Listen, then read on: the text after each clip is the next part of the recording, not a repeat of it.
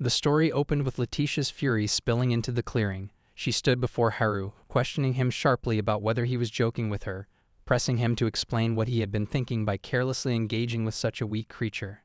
She reminded him that she had assumed a monster of that level would be simple enough for even someone as unskilled as him to handle. Haru, embarrassed, muttered an apology, but she dismissed it instantly, demanding what value such an empty apology held. She further emphasized that if she had not intervened, his head would have been crushed by now. Meanwhile, a group of 2 men and a girl gathered around the slain monster, commenting that Leticia was as exceptional as always. They noted how she had split the creature cleanly in half with a single strike, and that she stood on an entirely different plane as a hero. One of them clarified that the title of hero was bestowed upon only 7 people in the entire world, and Leticia was not only the youngest in history, but also the strongest of them. The girl added that Leticia was beautiful, kind-hearted, and remarkable in every way, even showing concern for someone as unreliable as Haru. Yet her tone faltered as she observed that Leticia and Haru still had not returned. Another man mentioned that she had gone to examine Haru's wounds and wondered if his condition had been more serious than they initially thought. Meanwhile, deeper in the forest, Haru reflected on how completely Leticia deceived everyone. None of them would ever believe the real side of her, the side hidden beneath the heroic praise. Leticia urged him to hurry and apologize, warning that their party members might come searching for them. Haru believed he alone received this treatment. He was not just a comrade but her childhood friend. It had not always been like this, but ever since she had been chosen as a hero, he was certain she used him to vent her frustrations. Leticia laughed dismissively at him, calling him useless, and questioned if his only remaining purpose was to serve as her shield and die for her. The cruelty in her words made Haru rise abruptly. She immediately snapped, demanding to know why he stood when she had instructed him to kneel and press his forehead to the ground before the others arrived. He met her gaze, stating that he could no longer obey her commands. Unable to accept his defiance, Leticia brandished her sword toward him, demanding how he dared talk back. She warned that if he did not want to be expelled from the party, he had better follow her orders. But Haru ignored her entirely and began to walk away. For a moment, Leticia stood frozen, then called out his name in stunned disbelief. He stopped only to remind her that she had been the one to declare he would be removed from the party if he continued refusing her. Tension rose in her voice as she quickly told him he could at least submit the quest completion to the guild, even though that had always been her responsibility. Haru declined, stating that it no longer concerned him. She called his name repeatedly, urging him to wait, but he kept moving forward without looking back. Sadness pressed heavily on him, as he reflected on the real reason he had allowed himself to struggle against that weak monster. He had only wanted to confirm how she truly felt. The Leticia he once knew would never have declared that serving as her shield and dying for her was the only purpose left for him. The girl he remembered was already gone. Later, when he returned to the guild, the receptionist called out sharply to him, addressing him as Haru the traitor, demanding to know why he would abandon the hero's party after 5 long years. Haru simply smiled and stated that he had his reasons. He asked her to process his paperwork and then wondered aloud if it might be too sudden to check whether any solo requests were available. He thought that being forced out of the party might have been for the best. Leticia had mistreated him for so long that it would not have been shocking if her true personality had eventually surfaced. Yet, despite everything, he found himself questioning why he still worried about her now that freedom was finally his. The receptionist's tone then softened as she apologized, explaining that there were no quests open to solo adventurers. Haru's body tensed as uncertainty settled over him. He had no other plan and, worse, no money left. At that moment, a girl approached and introduced herself as Alice Sprite, asking if they could speak privately. When he agreed, Alice explained that she too was a solo adventurer and unable to secure worthwhile quests because of it. She asked if he would consider forming a party with her. Haru expressed his gratitude but insisted that he was weak and would only become a burden. Alice appeared puzzled and pointed out that he had been a member of the hero's party. He confirmed it but hesitated, unsure how to reveal that he had been nothing more than the group's errand boy. She struggled to understand and questioned how someone who was part of the hero's group could call himself weak. To make her believe him, Haru silently presented his adventurer card. Haru, traitor, male, wizard, level 7. Alice froze at the sight of the number. When he asked to see hers, she revealed that she was level 22. Shame rose inside him as he added that Leticia herself was level 55, far beyond either of them, and he told Alice she would be better off seeking another partner. But Alice simply smiled, bright and unwavering, saying it would still be fine. She suggested they attempt accepting a quest together anyway. After Haru agreed, the receptionist reminded him that he no longer had any funds, but Alice quickly spoke up, offering to cover him. Their first mission together led them to 4 hound wolves. The moment the beasts lunged, Alice moved instinctively. She drew her sword and struck the closest wolf with swift precision. Haru remained close behind her as another wolf charged toward him. Alice called out encouragement mid-battle, her voice steady. A third wolf sprang forward, and Alice met it with a clean, decisive strike. Her fast blade technique sliced through the air with force. Working together, they drove the pack back. When the final wolf attacked, Alice stepped in once more, unleashing a double slash that cut the beast down. With the last creature collapsing, she finally allowed herself to exhale. She surveyed the fallen bodies, counting them softly, 4 in total, and with the hound wolves defeated, their first joint subjugation near the city was successfully completed. Haru quietly admitted from behind Alice that he still felt like he was only getting in her way. Alice turned to him with a bright smile, reassuring him sincerely. She told him that he was incredible, that the battle had felt effortless with him beside her. She pointed out how unusual it was for a wizard to handle a sword so well, and how precisely he stepped in at the moments she needed him most. To her, he was a skilled support. Haru, however, dismissed it as nothing noteworthy. Alice only encouraged him more, insisting that it truly was impressive, and that he looked entirely accustomed to fighting. Those words drew him back to a memory. He remembered Leticia shouting at him, demanding how many times she had told him not to stand in front of her. She had accused him of trying to steal her accomplishments and ordered him to focus exclusively on supporting her. The memory tightened in his chest, and when Alice asked what was wrong, he quietly explained that it just felt like his heart had suddenly constricted. She grew worried, thinking he might be ill, but he brushed it off as nothing serious. Without warning, a king wolf lunged out before them. Alice immediately stepped in front of Haru and shielded him, taking the bite herself. She urged him to run. Confusion and panic surged through her. Why would a king wolf appear in a location like this? She desperately needed to pull Haru and escape, but she knew the wolf would overtake them. If it came down to it, she would have to fight alone. She told Haru she would hold it back and begged him to run. Terror gnawed at her. She might die here, but she had been the one to involve Haru in the quest. She felt obligated to protect him. Haru, however, questioned her panic, stating that it was simply a hound wolf parent. Alice stared at him, stunned, and asked if he had ever actually seen one before. Haru admitted that the first time he encountered one, he had been just as shocked. Still frantic, Alice insisted that he could not escape, and that something of this level was far beyond what a level 7 adventurer could handle. Yet before she could react, Haru defeated the wolf effortlessly with a burst of fire magic. As the scorched body hit the ground, he calmly remarked that the subjugation was complete. Alice's voice rose sharply as she demanded to know what kind of magic he had just used. Haru, visibly nervous, clarified that it had only been beginner fire magic. She shouted even louder, asking how he could possibly call something like that normal, because no ordinary flame could reduce a king wolf to charcoal. Haru, startled, repeated that he had already told her it was just a level 5 hound wolf. Alice corrected him, insisting that it was an entirely different species, its evolved form, a level 30 king wolf. She explained that even she would not have survived against it, and that it would not have been surprising if both of them had died. Haru blinked in confusion and asked who had told her such an unbelievable claim about it being the parent of a king wolf. He repeated again that it had only been a hound wolf, larger merely because it was a parent, and still nothing more than a level 5 creature. Then another memory surfaced, Leticia laughing at him when he learned beginner fire magic, telling him even children could use it. She had mocked him for getting excited over something so basic, calling it embarrassing, and warning him never to mention it to anyone. Haru sank into his thoughts, realizing once again that Leticia was the celebrated hero. She was admired by all, an adventurer truly worthy of praise, and because of that, he had accepted every harsh word she ever spoke to him. No matter how cruelly she treated him, he believed she must have been right simply because she was the hero. Alice called his name, pulling him abruptly back to the present. Only then did he notice that she was injured. He immediately cast a heal spell over her. As the magic took effect, Alice stared at him with confusion, prompting Haru to ask whether something was wrong, or if her wound still hurt.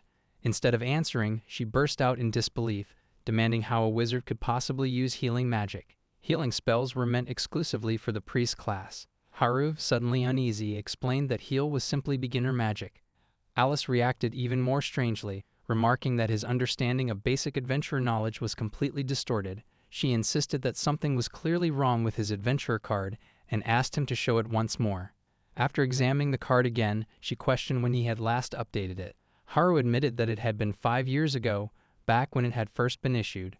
Alice, exasperated, scolded him for never renewing it and ordered him to return to the guild immediately. Once they reached the guild, Alice submitted his adventurer card for renewal. The receptionist listed the renewal fee, and Haru apologized as the amount was far too expensive for him. Alice, however, said she would not be able to sleep until she understood how he had managed to defeat a king wolf and use healing magic, and besides, they had already earned the quest reward. Haru tried to refuse, explaining that the payment belonged entirely to her. Alice responded that it was for her own sake as well. She explained that Haru was unusually stubborn and reminded him that he had saved her life, asking him to allow her at least this much to repay the favor, or rather, she admitted it was nowhere near enough, and she would have to devote herself to him even more from that point on. The word devote made Haru suddenly flustered, and Alice noticed immediately. She gently scolded him, wondering if he had imagined something strange from her phrasing, and then laughed softly, calling him far too serious. The two of them shared that small moment of ease. Haru found himself thinking that being around Alice created a warmth he had not felt in years. He could not remember the last time he had experienced this kind of quiet peace. He pulled himself out of his thoughts and asked whether the high renewal fee meant the process was truly important. Alice confirmed that it was, explaining that an adventurer's card was their primary identification, and without an accurate record of his own strength, he could easily run into trouble when accepting quests. She questioned how he had gone 5 entire years without completing something so essential. Her words stirred another memory. He remembered Leticia telling him that talentless people were simply talentless, and renewing his card would be nothing but a waste of money. She had mocked him for not knowing his place and for managing to stay beside her this long. Haru answered Alice quietly, explaining that since he only handled chores, he had assumed it did not matter. Alice corrected him firmly, saying that adventurers were meant to renew their cards at least once every 6 months. But another thought returned. Leticia had never allowed him to perform even that simple standard task. At that moment, the receptionist returned with Haru's renewed card. She muttered under her breath, wondering why Leticia would go so far. When Haru and Alice looked down at the card, it revealed his status, Sage, level 82. The receptionist froze, staring in disbelief, unable to reconcile Haru, the so-called traitor, with such overwhelming power.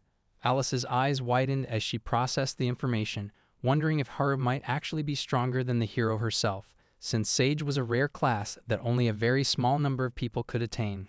Haru stood stunned, unable to speak. He had no memory of ever becoming a sage. He could not comprehend how he had reached such strength, and he truly could not tell whether he had surpassed Leticia, or if she had known his true power all along. The receptionist stood stunned, unable to process how Traitor San could possibly be a level 82 sage. Alice didn't fully understand it either, but one truth settled in her mind. Sages were masters of magic. They could wield offensive magic, provide support, and even perform healing. That alone explained why Haru was able to use heal. Yet, even with the knowledge of his level, she still couldn't grasp the true scope of the fire he had unleashed. During this time, Haru sank deeper into his thoughts, upset and confused. He wondered why Leticia had lied to him. There was no possibility that she did not know. She was the hero, a special existence. He realized that what she had done to him had not been out of stress or care, but rather out of resentment towards someone who surpassed her. Before those thoughts could spiral further, Alice gently pulled him back by calling his name and mentioning that she was hungry. Once the renewal was complete, she suggested they eat together and added cheerfully that she wished to splurge a little in celebration of their first quest as a party. Even then, Haru remained caught in his internal struggle, debating whether he should reveal the truth about Leticia to her. Before he could force any explanation out, Alice quietly reassured him that he didn't have to speak. She told him that confiding could sometimes make a burden lighter, but there were also times when words only deepened wounds. She admitted she was curious about his relationship with the hero, but she said she would hate to be the cause of painful memories resurfacing. Haru asked if she was truly fine with that, and she reassured him with a gentle tone, lightly chiding him for looking so lost. Those words dragged him back into his memories. He remembered their childhood, the day he insisted on searching for a lost kitten's parents. Leticia had worried he would get lost himself, yet she had forgiven him and promised to protect him forever.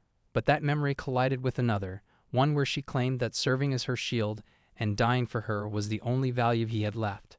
This time, anger welled within him. For years he had held on to the belief that Leticia would return because she was his precious childhood friend. Despite the scorn, the harsh words, and the constant dismissal, he had convinced himself that somewhere within her she still cared. Only now did he realize that he had been the only one who ever believed that. When they finished eating and stepped out of the restaurant, Alice smiled and commented happily that the food had been delicious. Haru agreed and apologized for crying in such a place. She reassured him calmly, telling him it wasn't something to worry about. In that moment, Haru told her that he wished to travel together from now on. Alice accepted with warmth, saying she wanted to repay him for saving her life, and added that call it intuition, but she felt that if she stayed by his side, things would surely turn out well. Without warning, Leticia appeared and immediately spotted Haru. As always, she began with condescension, remarking that he was troublesome and claiming that his empty head must have cooled off by now. She then ordered him to come with her. Haru froze and instinctively tried to avoid her, but Leticia snapped, raising her voice and demanding to know what kind of attitude he thought he was showing. Haru calmly reminded her that he was quite certain he had already been expelled from the party. Leticia yelled back at him, insisting there was no way he could survive without remaining in her party. She told him to stop complaining and to return immediately. Then, with rising irritation, she demanded to know if he actually believed it was acceptable to disobey his master, claiming that this was exactly why he was a useless, talentless fool.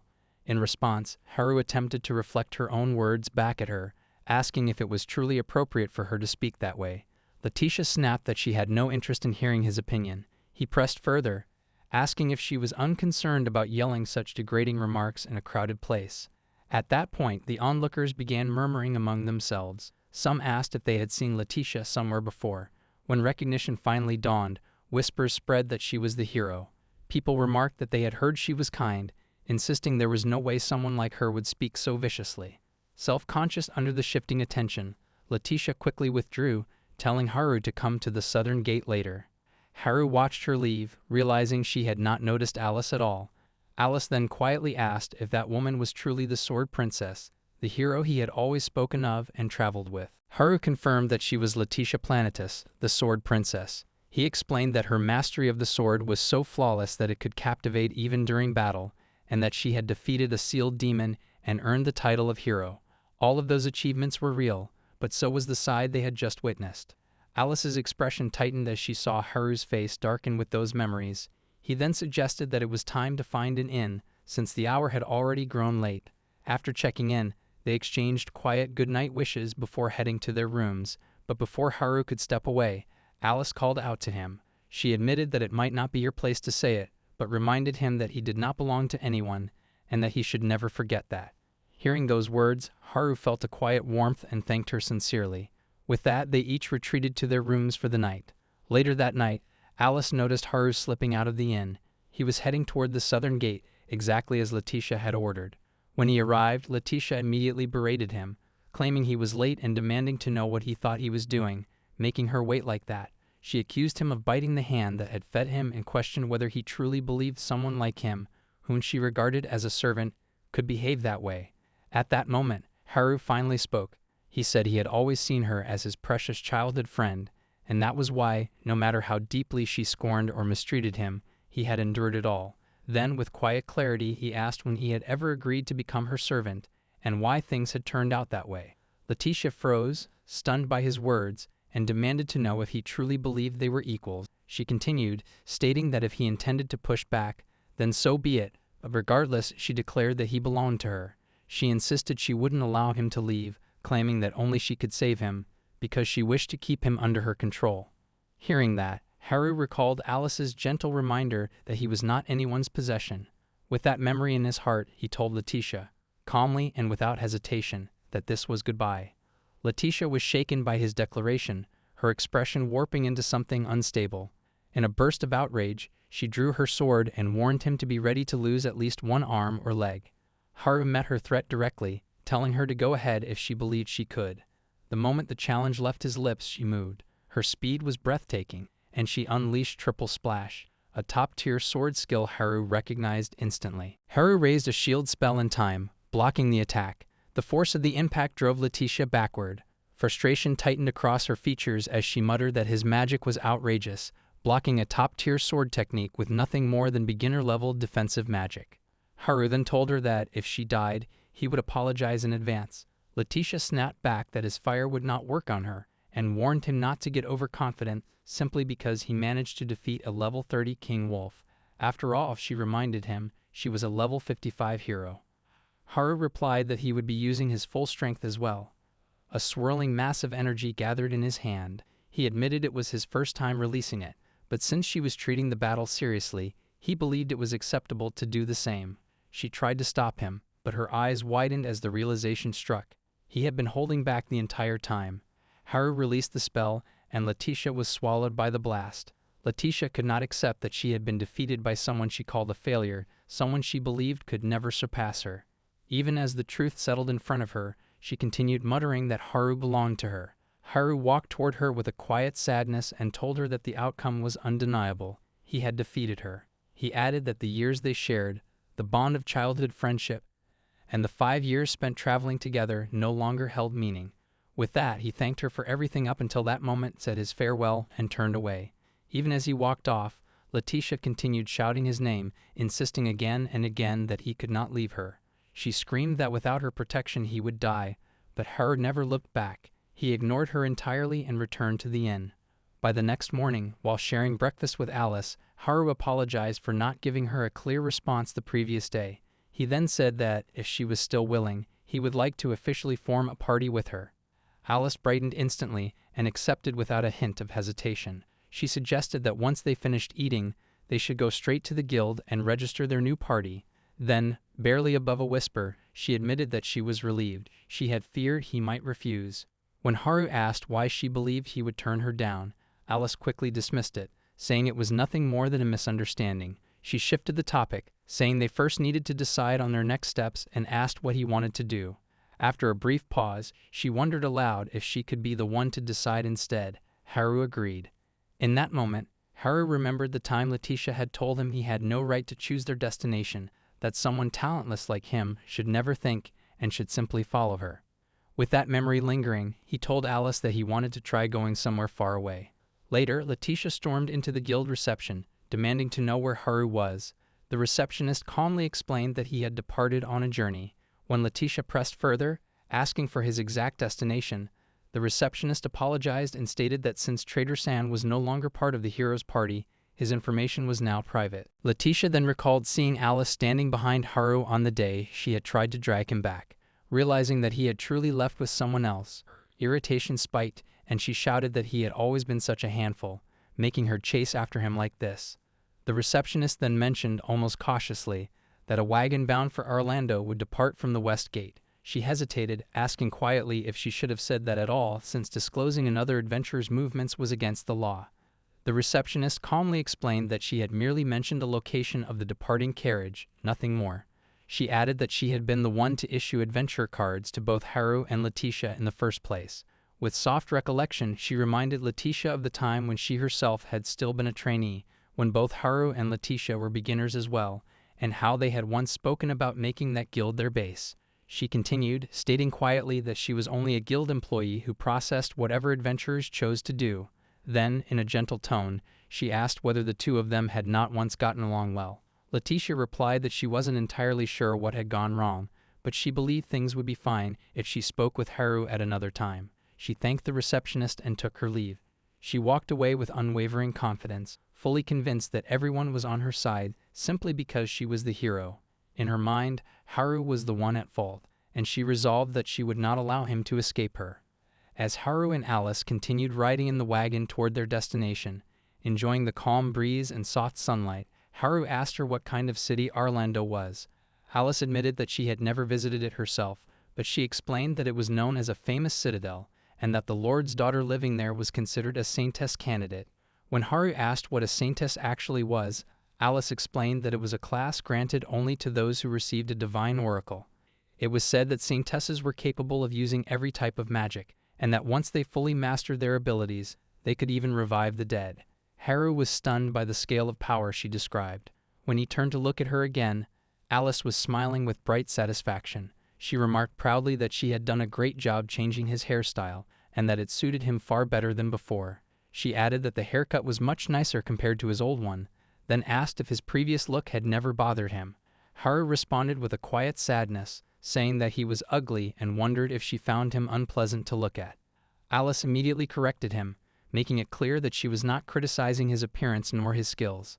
Then she took out her mirror and asked if he had ever truly looked at himself and who had told him he was ugly in the first place. Haru admitted that it had been Leticia who said such things. She had told him that he was unpleasant to look at, that she was already at the limit of what she could tolerate, and that he should grow out his hair to hide his hideous face. Alice's expression stiffened at his words, and she asked why he had accepted what Leticia said without question. Haru explained that Leticia was an exceptionally skilled adventurer, and although she had recently become a bit twisted, she had always seemed correct about everything ever since they were children. He also believed that if he had not been her childhood friend, he never would have been allowed into her party at all. But Alice, visibly frustrated now, told him that he should have more confidence in himself because he was strong. Haru countered that she only thought so because he happened to be a level 82 sage, and even then, he did not understand why he possessed such power in the first place. She reminded him gently that he had been the one who saved her from the king wolf. He could have left her behind and fled, but he did not. And if he did not possess a strong heart, he would never have been able to do that. In her eyes, he was truly strong and cool. Yet Haru, with that same low-confidence expression, insisted that he only succeeded because he mistook the beast for a simple level 5 monster. Exhausted from repeating herself, Alice pointed out that he truly was unbelievably stubborn. Just then, a strange sound echoed from nearby. Both of them wondered aloud if it was a monster. When they reached the source of the noise, they saw several people already engaged in battle with death ant monsters. The girl standing at the front, directly facing the threat, was Nine-sama, the personal maid of Ange-sama. Nine, who always addressed Ange as Oju-sama, ordered her to step back and immediately released a flare blast toward the monster. However, everyone was shocked when even a mid-grade fire spell failed to affect it at all. Nine-sama urged Oju-sama to flee with the guards, promising that she would draw the monster's attention. As the guards attempted to accompany Ange-sama to safety, Ange-sama protested in distress, unable to accept the idea of leaving Nine behind. Panic rose in her voice as she realized that Nine-sama, at level 33, was the only one capable of resisting the death ants at all, while the death ants themselves were level 45. In the next moment, Nine unleashed her twin bolts attack toward the death ants, but neither shot landed. The death ants countered instantly, striking her down and injuring her in a single exchange. Seeing Nine collapse, Ange-sama ran toward her in a frantic rush. She knelt beside her, urging her to stay conscious and hold on, but her words were cut short as the death ants turned and charged toward her instead. At that exact moment, Haru released a burst of powerful fire magic toward the advancing monsters. Everyone in the vicinity froze, but Haru still felt unsure and admitted that he did not know if someone like him could truly be useful. Nine reminded him clearly that he had just roasted an entire swarm of death ants on his own, so he would certainly be of great help. Later, as Haru and Alice walked beside Nine and Ange-sama, they reflected on accepting her request. Alice reassured him that it was fine, and that continuing on foot alone would have been troublesome anyway. Ange-sama then stepped in, apologizing for suddenly requesting such a favor, and promised that once they returned to the Auden household, he would receive their proper gratitude. Haru tried to dismiss it lightly, saying there was no need for excessive thanks. However, Alice leaned in awkwardly and whispered that refusing gratitude from nobility was not proper etiquette. If they rejected it, she explained, the other side would lose face. She also reminded him in a quiet scold that speaking so casually to a lord's daughter could be risky. Hearing their muted exchange, Ange-sama stepped in gently. She said he could simply call her Ange, since she owed a debt to both Haru and Alice. In return, she asked if she might call him Haru-san instead. Haru smiled and responded that just Haru was perfectly fine, and that he would be in her care. Later, as night settled and they rested around a warm bonfire, Nine mentioned that they would reach the Crest Mountains by the next day. The cart, however, would not be able to travel through the mountain path, so they would have to proceed on foot from that point onward. After hearing Nine's explanation, Haru turned to Alice quietly and asked if she was comfortable continuing on foot, and she assured him that she was. He then looked toward Ange-sama and told her that her pilgrimage was admirable, calling her amazing.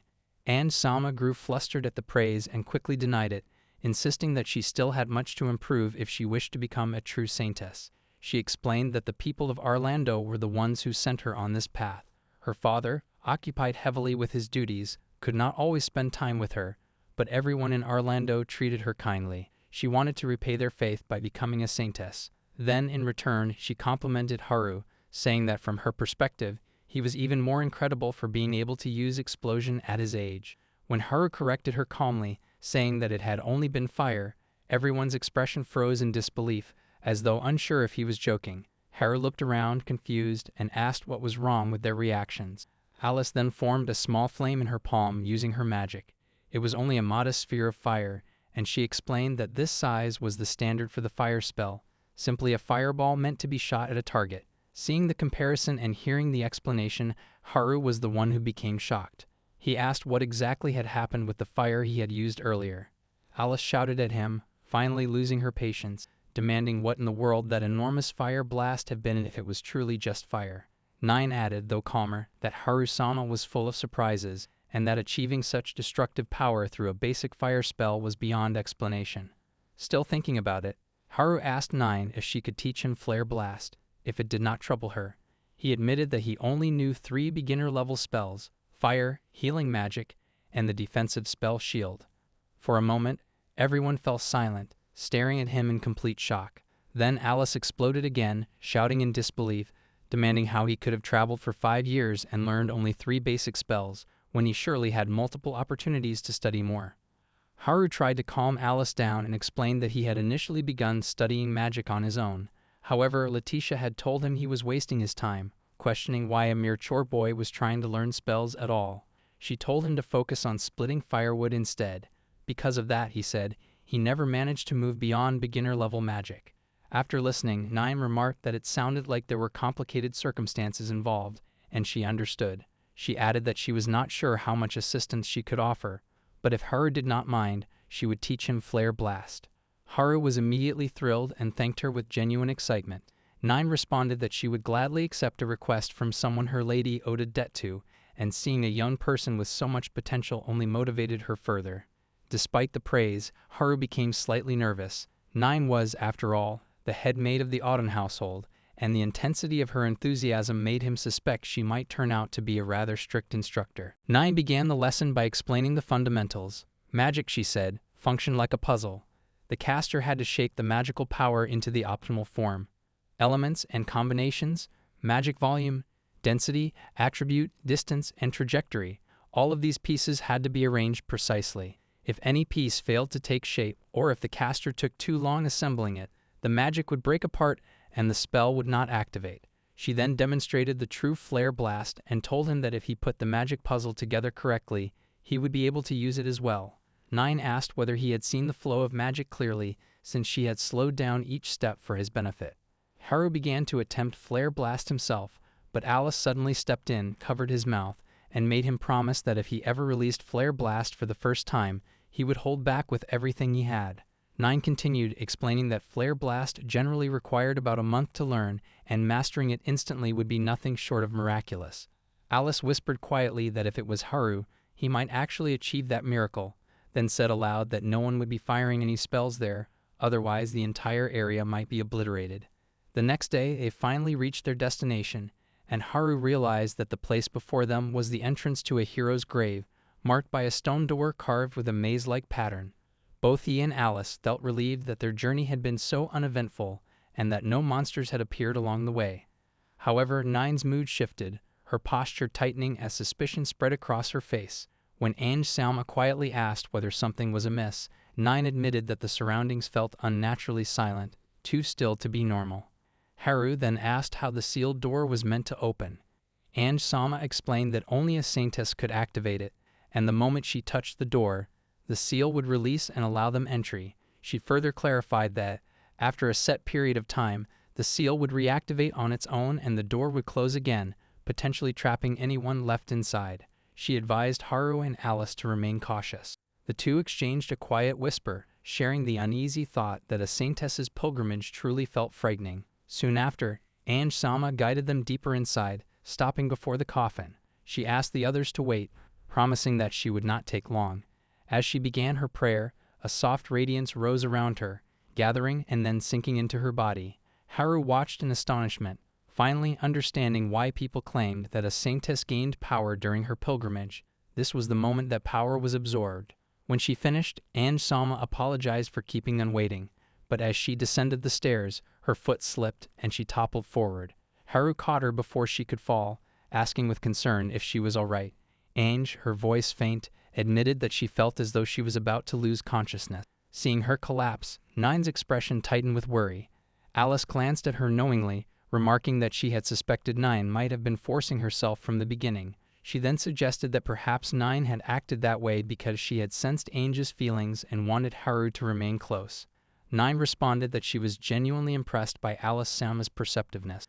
Nine then spoke quietly, admitting that her lady was indeed worthy of becoming a saintess, but she did not want her to give up everything for the sake of others.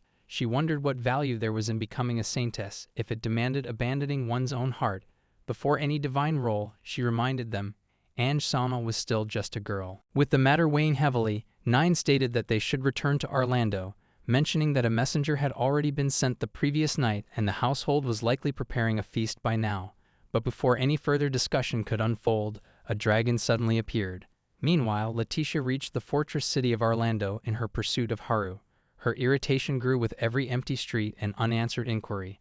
Unable to locate him anywhere, she muttered to herself that Haru was probably wasting time somewhere along the path. At this rate, she thought, it might be better to retrace her steps and search the route she had already covered.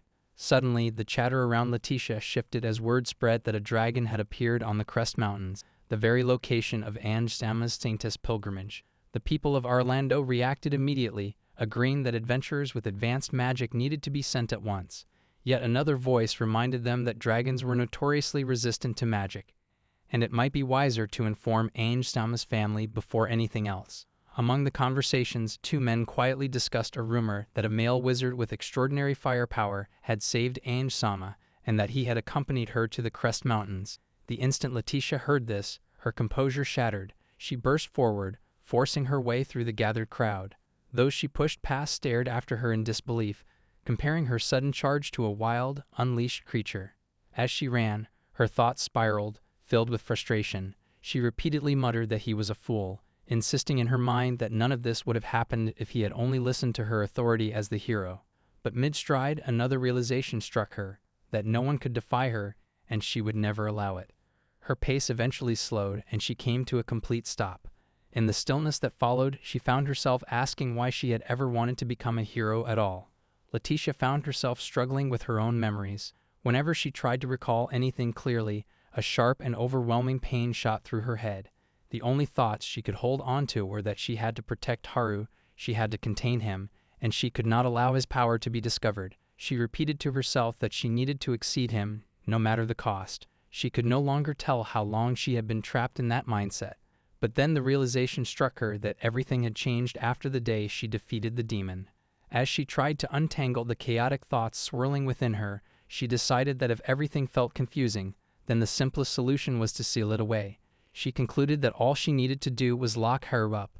Feeling oddly proud of the idea, she called herself a genius for arriving at such a solution and once again broke into a run toward him. Meanwhile, Haru stood frozen in terror as he saw the dragon for the first time.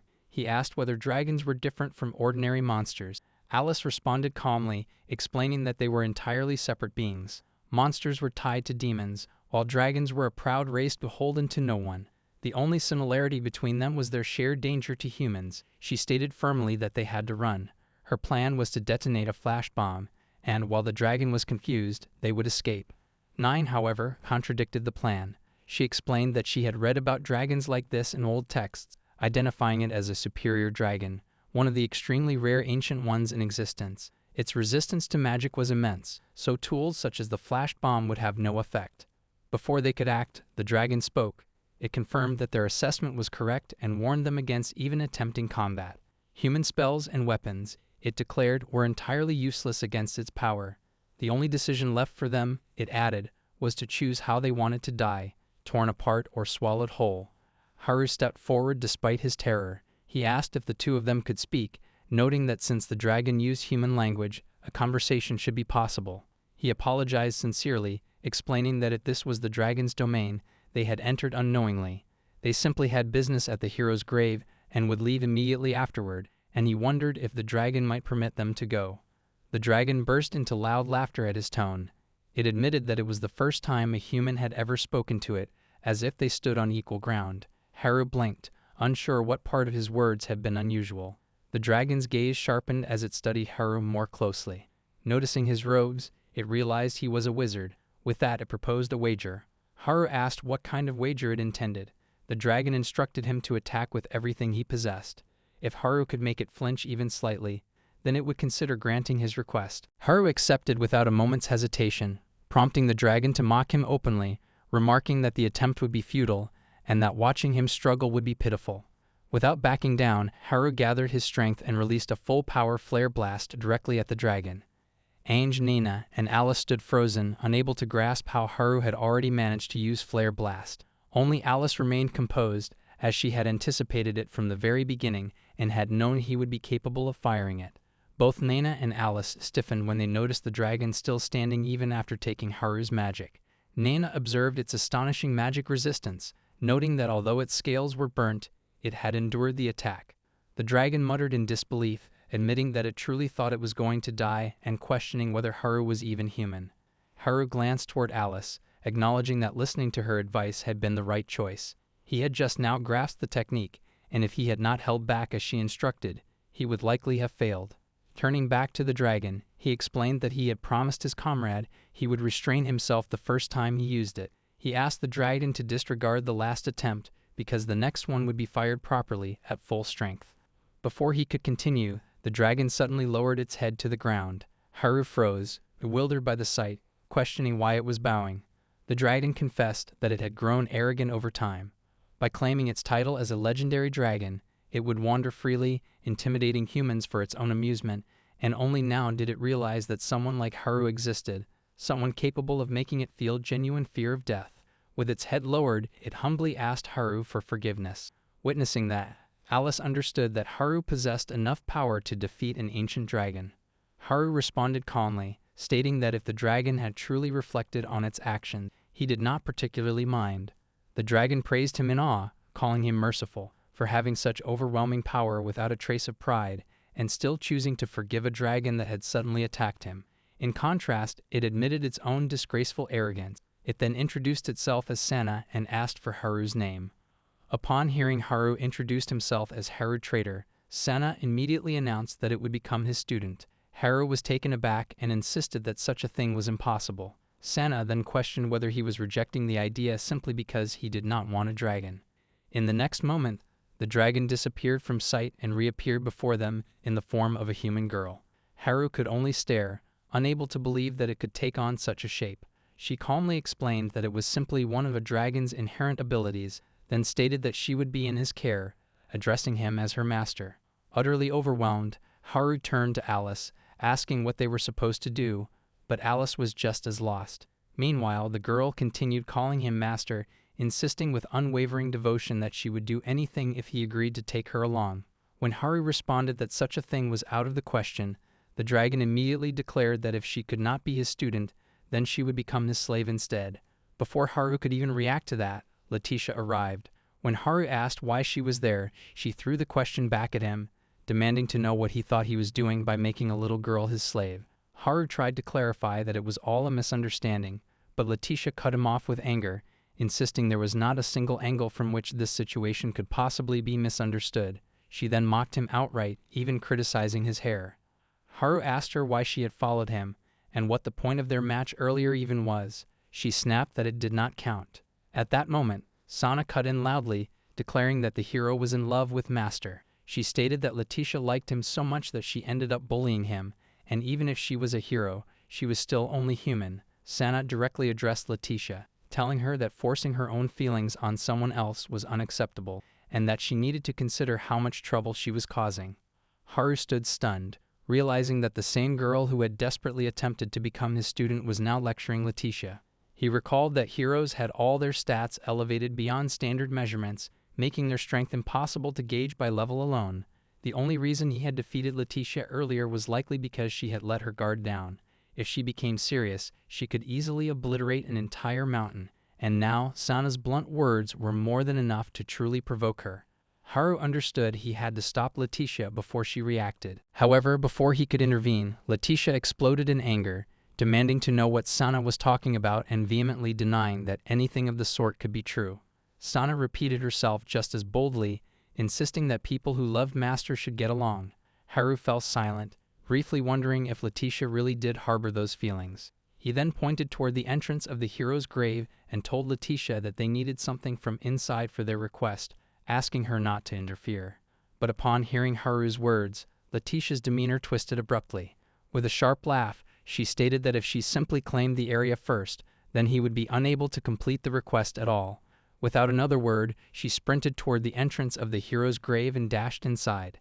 Ange quickly warned that the seal on the gate was about to close. Alice turned to Haru, asking if it was really alright to let her go in like that.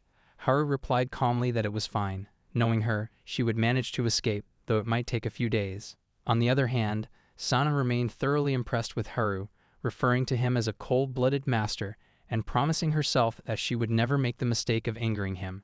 Alice quietly observed Sana's behavior, thinking that despite all of this, it did not change the fact that Sana would be accompanying them from now on. Later that night, while everyone rested, Alice noticed that Haru was nowhere in sight. Concerned, she went to look for him and eventually found him sitting alone. She gently reminded him that if he ever went off on his own, he should at least tell her first, because the two of them were partners.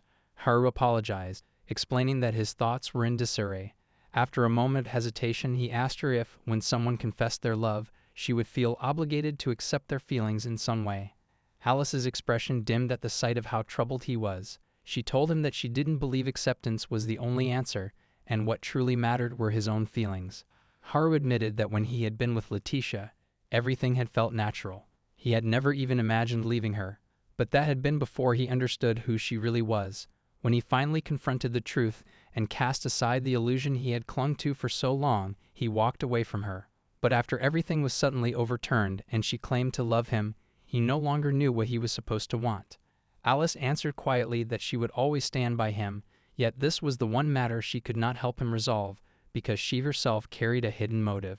When Haru asked about her hidden motive, he added that, thinking about everything, including the single purpose of their journey, he wondered if such a goal was even possible to pursue. Alice responded without hesitation, saying it was certainly possible, because there were no restrictions when it came to deciding what an adventurer sought. Haru let out a quiet sigh and said she did not need to answer right away.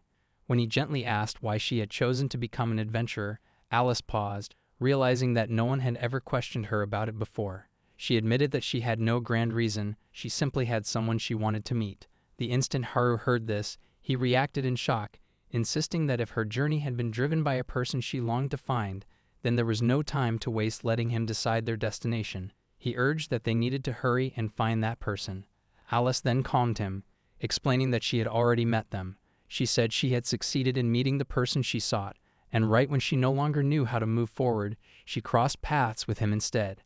When Haru tried to ask more, she rose to her feet, preparing to return to the others, and gently advised him not to catch a cold in the night breeze. Haru thanked her for the concern, and once she stepped away, he sat quietly with the lingering thought of who that person could have been, someone she desired to meet so desperately. Meanwhile, as she walked back, Alice kept her thoughts to herself, knowing it was far too risky to admit outright that the person she had searched for all this time had been him. Then the scene shifted to the past, returning to the moment Alice first met Haru 10 years earlier. Inside the wagon, young Alice sat with wide, bright eyes, gazing out the window. Her mother gently checked if she was feeling all right, and her father reassured her that she could look outside as much as she wished. Alice leaned forward eagerly, unable to hide her excitement. When the family reached their destination, Alice stepped down from the wagon and quietly expressed her amazement at how beautiful the village was. While her parents began unloading their belongings and settling into their new home, they told her she could go play for a while. Alice asked for permission properly and nodded with a cheerful smile when her mother reminded her not to wander too far and to return on time for her medicine. She walked through the peaceful village, breathing an air that felt fresh and clean. Eventually, she paused beneath a tree, feeling her heartbeat settle. For the first time, she realized she had walked this much without pain, and as she sat there, she believed wholeheartedly that if it was this village, then her illness would surely be cured. Suddenly, the bushes rustled. Alice shrieked just as a boy tumbled out, looking just as startled. He blinked at her, asked who she might be, and wondered aloud if she was the child who had recently moved in. Alice shyly shared her name. The boy paused, then gave a warm smile. He introduced himself as Haru and extended his hand. Alice looked at that hand for a moment before placing her own in his, and that small gesture became the memory of their very first meeting. Haru gently asked if she had come to the village for treatment. Alice nodded and explained that the dusty air in the city had only made her condition worse. When Haru enthusiastically asked if she could play tag, she lowered her gaze and apologized softly. He quickly suggested a slower option instead, offering to guide her around the village and adding that he would look forward to playing with her once she got better. Alice agreed in a quiet voice, and the two walked side by side, hand in hand.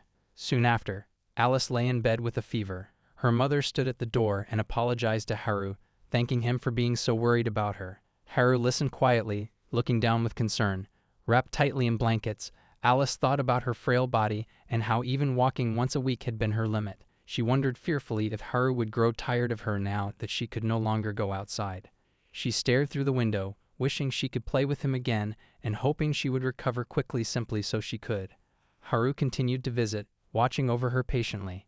Then Leticia arrived. The moment she saw Haru and Alice holding hands while playing, her expression twisted with irritation. Later, Alice and Leticia sat together.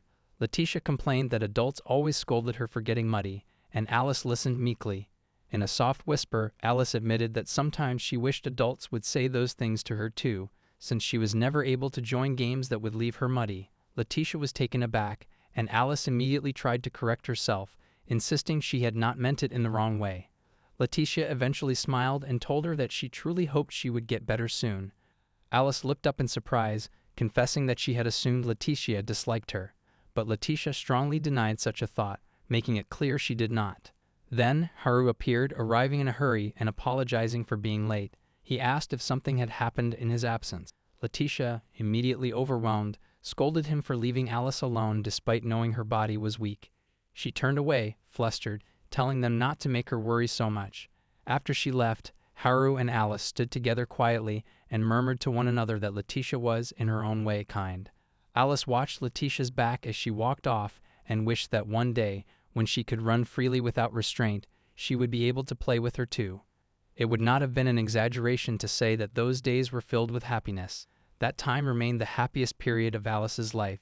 She walked across the open fields beside Haru, her hand in his, laughter trailing behind them. Her illness seemed to ease rapidly, perhaps because she had finally begun to feel content. And for that reason she had been unprepared. A festival was being held in the village that day, and Alice had been delighted because Haru had invited her. But then the attack struck, far worse than any she had suffered since meeting him. Dark, thickened blood flowed from her mouth as adults rushed to her side, shouting for help and calling urgently for the doctor. Because of their swift response, her life was spared. Yet even so, everything collapsed that day. Haru had blamed himself completely, convinced that Alice's collapse had been caused by him.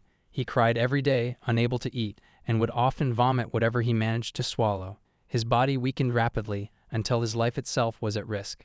By the time Alice finally learned about his state, 2 weeks had already passed. She asked her mother in distress why she had not been told sooner. She felt she needed to apologize to him, to assure him that none of it had been his fault. Her mother, speaking gently, explained that Haru was no longer in that fragile state. However, if he were to see Alice now, no one could predict how he might react.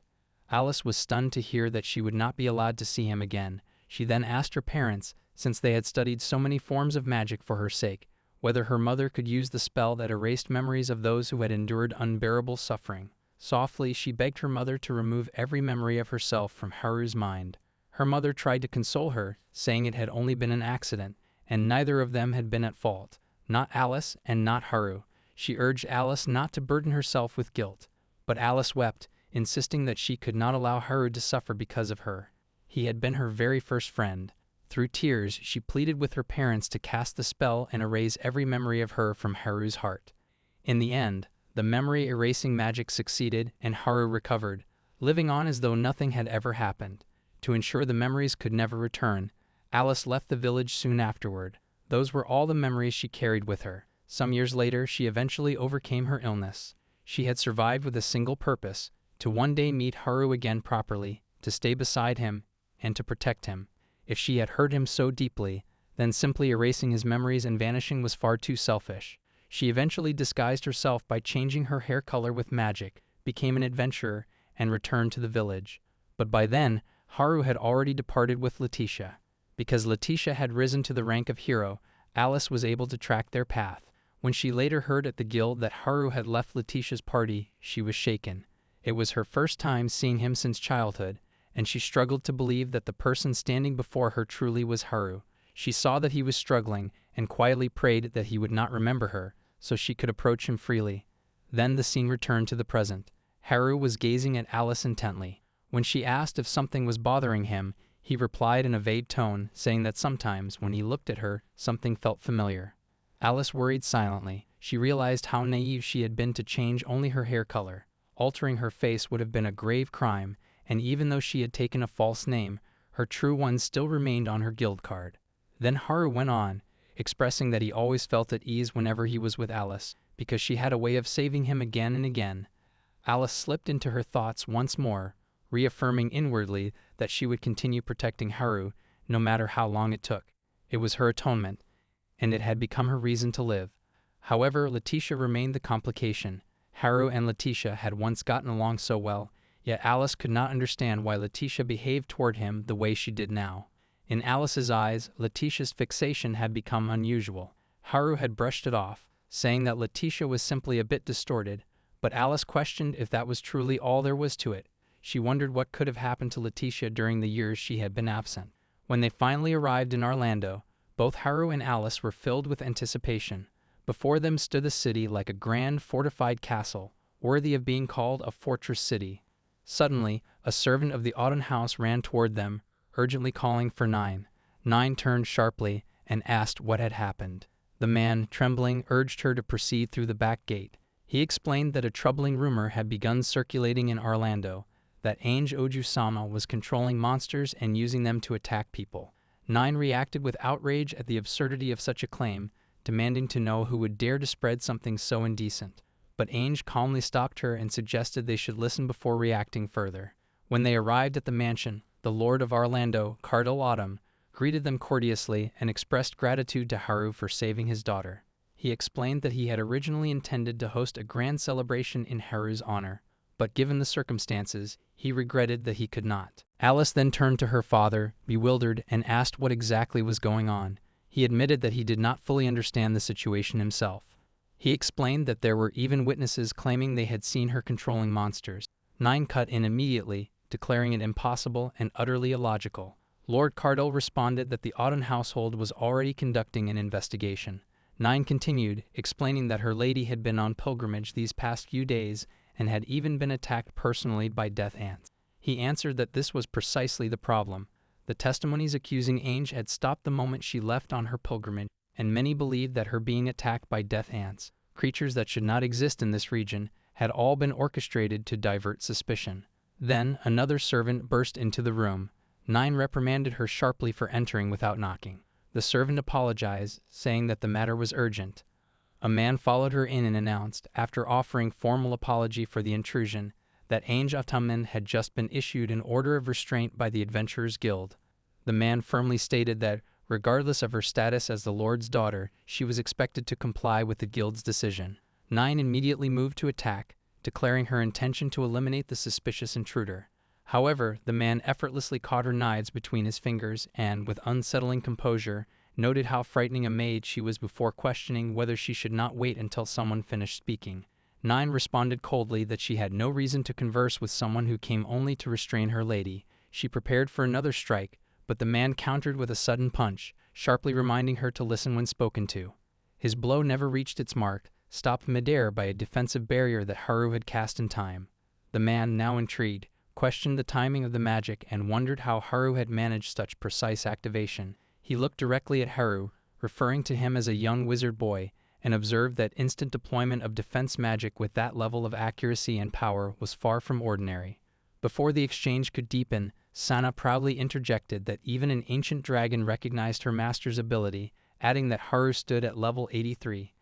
Alice quickly covered Sana's mouth, stating that openly revealing someone's true strength was improper.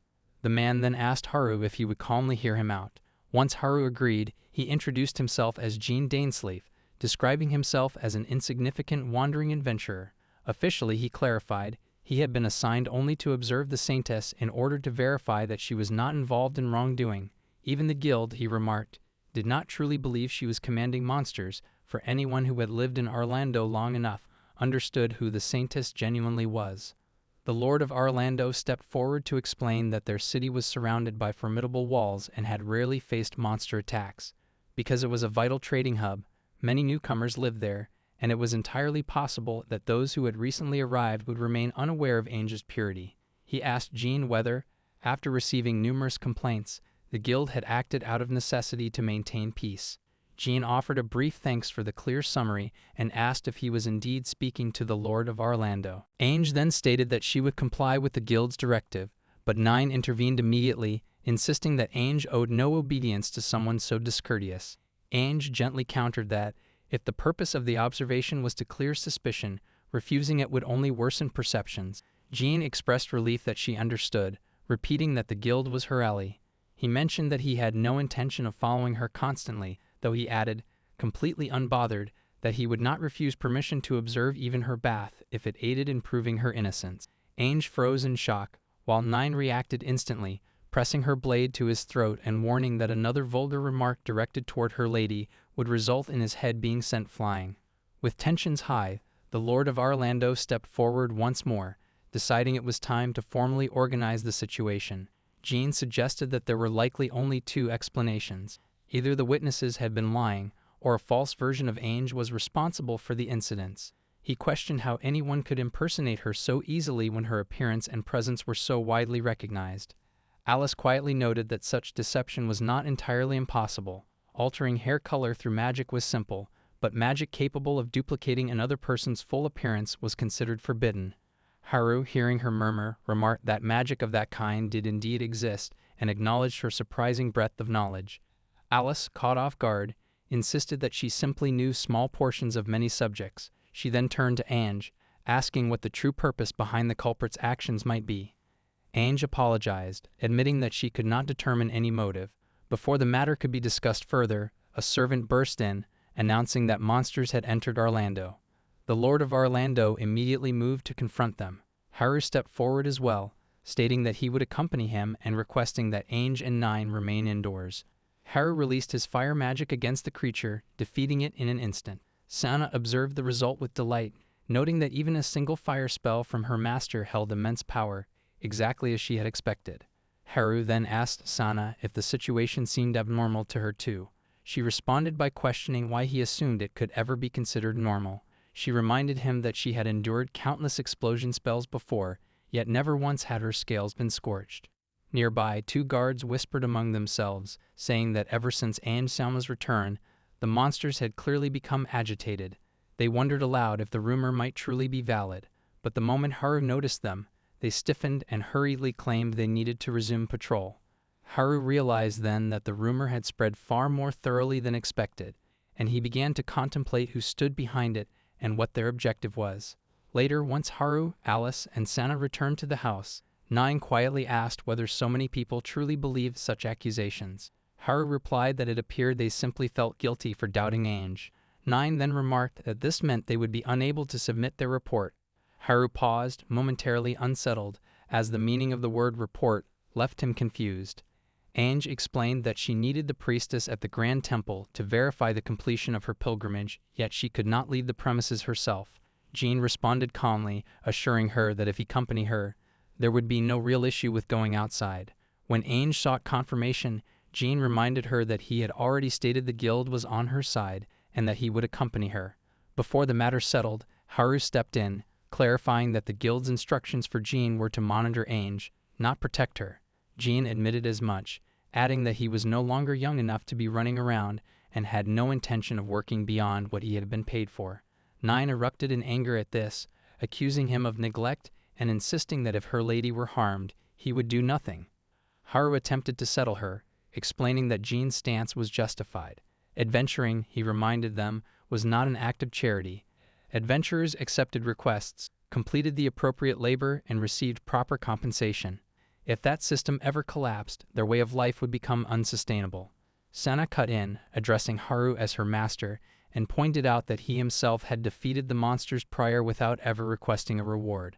9 added that even during the pilgrimage, he had nearly insisted Ainge owe him no thanks at all. Flustered, Haru argued that it had been an emergency. Jean only laughed, remarking that Haru was quite the peculiar youth, wielding terrifying magic yet lacking self-awareness, and despite his cold demeanor, far gentler than he realized. After studying Haru intently, Jean noted that the world was wider than any of them imagined. Haru waved it away, concluding that regardless of opinions, having Jean accompany them as a guard should be sufficient. 9 countered calmly that a large company would only draw unnecessary attention and create a negative impression, so the fewer who traveled with them, the better. Alice then proposed that she and Sana patrol the perimeter, noting that if they acted under a formal request from the Auden household, it might help rebuild trust. 9 agreed to the suggestion. Sana, however, protested and insisted she wanted to remain with her master.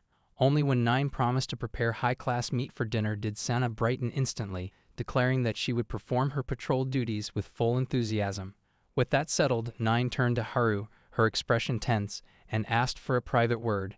She quietly questioned whether Jean truly had been dispatched by the guild. Haru confirmed without hesitation that he had been. He explained that they had already visited the guild earlier, and the verification was official. The guild had also explained their reasoning. Those too close to Ainge would lack objective judgment, so they had deliberately chosen someone with no ties to Orlando. 9 listened, still uneasy despite the explanation. Haru asked if something continued to trouble her. She admitted that regardless of logic, she could not bring herself to trust Jean.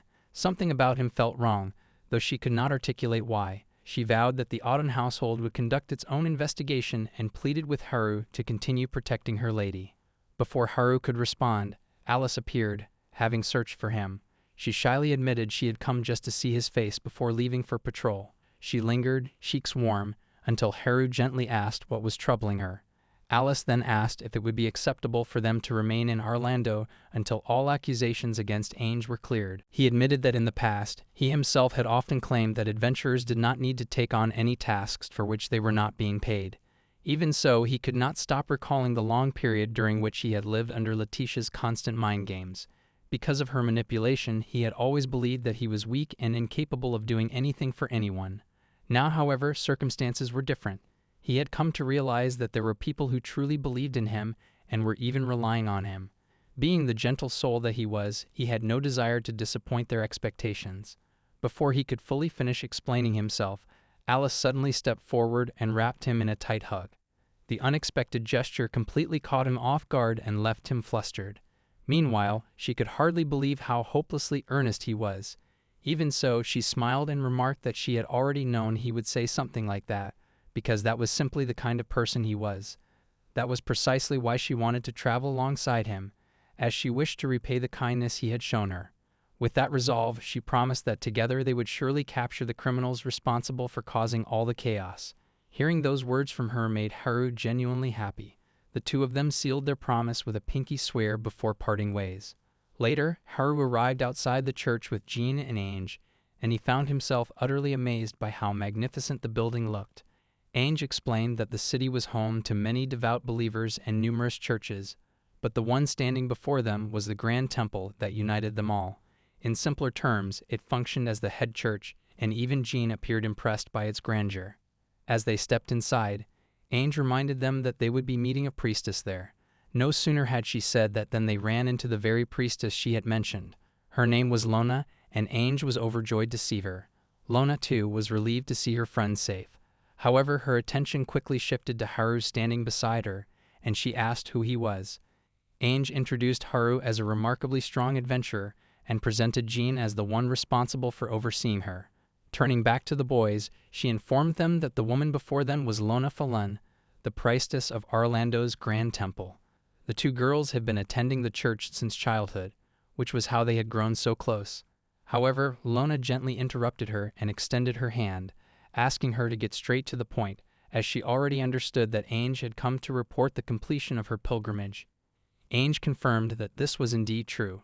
When Lona took her hand, she immediately sensed that Ainge's power had grown stronger than before, which assured her that Ainge was not lying.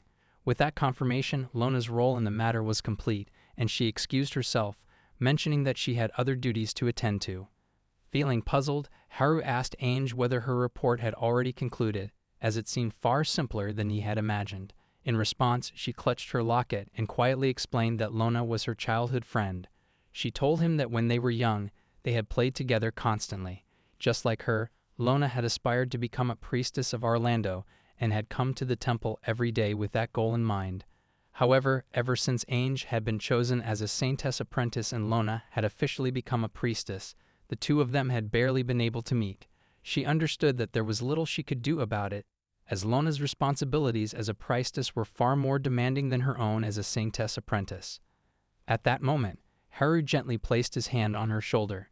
When she turned toward him, her eyes were filled with tears.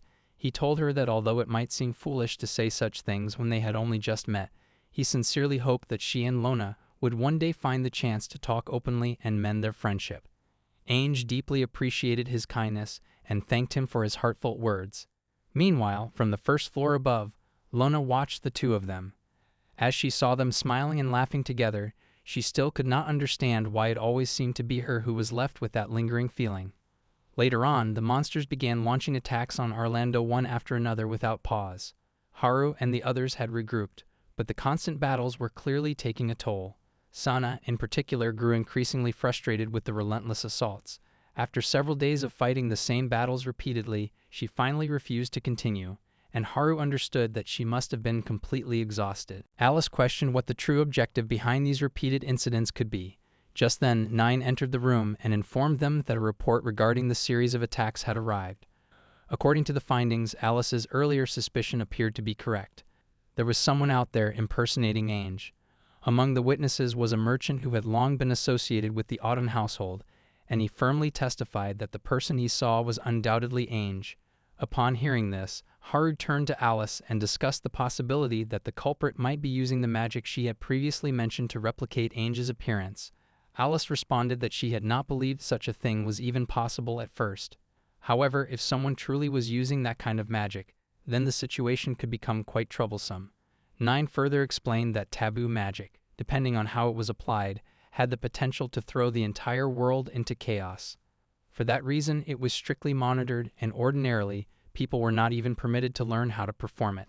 Those who dared to use it faced severe punishment.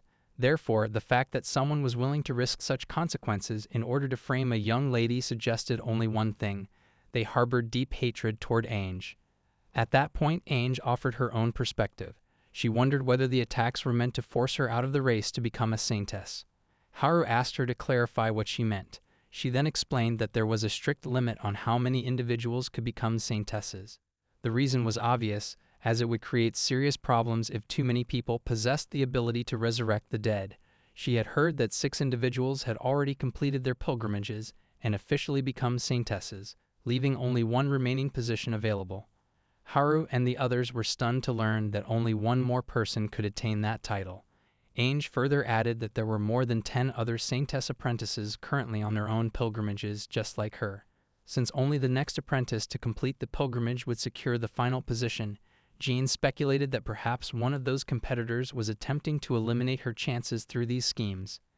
Ainge agreed that this was the only explanation she could think of for why someone would target her. Haru still appeared confused.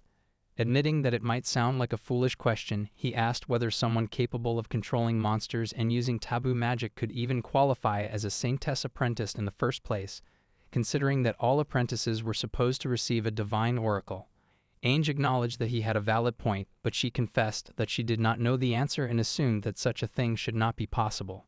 Jean suddenly burst into laughter, finding the idea of a saintess being evil oddly amusing. Ainge, however, felt deeply embarrassed by the situation and apologized to Haru. At that very moment, Stana once again lost her temper, her patience completely worn thin by the endless chaos surrounding them. Sana had reached her limit. She said she only wanted to do something straightforward, like catching the criminal and forcing them to reveal their true objective. With that decision made, she declared that she would return to patrol and told Haru and Alice to come with her. The two of them agreed that, for now, keeping things simple was the best course of action. As they prepared to leave, Haru turned back to Ainge once more and reassured her that everything would be fine. He promised that he would do his best to figure something out. Those words deeply moved her, and she found herself unable to respond as the three of them exited the room. Jean observed her standing there in silence and asked whether she intended to remain like that until they returned. She replied that she would head back to her room instead. Since she planned to stay there, Jean mentioned that he would not need to monitor her for the time being and could take care of his own matters. Before leaving, he told her to inform him if she decided to go anywhere. Nine also had some tasks that required her attention, so she would not be able to remain by Ange's side either. Even so, she asked Ange to call her immediately if she planned to leave her room, and Ange agreed. Left alone, Ange walked quietly through the hallways. Along the way, she noticed a couple of maids hurrying past, discussing the need to send food to the guards. It seemed that everyone was occupied with urgent responsibilities, and she could not help but feel that she was the only one without something to do. Wondering about her father, she made her way toward his room. However, before entering, she overheard him speaking with someone about increasing the guards' funding so that the damaged walls could be repaired and medicinal herbs could be supplied. The butler gently suggested that he should rest and handle these matters gradually, yet her father refused, insisting that he could not afford to slow down. He believed he had to do everything within his power, as both his daughter and all of Orlando were in serious danger. After hearing this, Ange quietly turned and ran back to her room. Meanwhile, back on the battlefield, Sana was on the verge of losing control. Once again, she had been separated from her master, and as she fought off the monsters, she continued to throw a fit. Some of the guards began to grow uneasy around her and asked her to calm down. At the same time, others were grateful for her presence, as her overwhelming strength was making the battle far easier. Suddenly, the guards spotted someone below the wall. It was Ange, or at least someone who looked exactly like her, and a monster stood right beside her. The guards quickly decided to capture her, assuming her involvement due to the creature at her side. However, she was too far below for them to reach easily. Without hesitation, Sana leaped down from the wall. In a single swift motion, she landed directly in front of the supposed Ange. Determined to expose the truth, she struck the impostor to reveal her real identity and prove to everyone that she was a fake. The instant the blow connected, smoke began rising from the body, and the false Ange started reverting to her original form. She became vulnerable and instinctively tried to hide her face beneath her hood.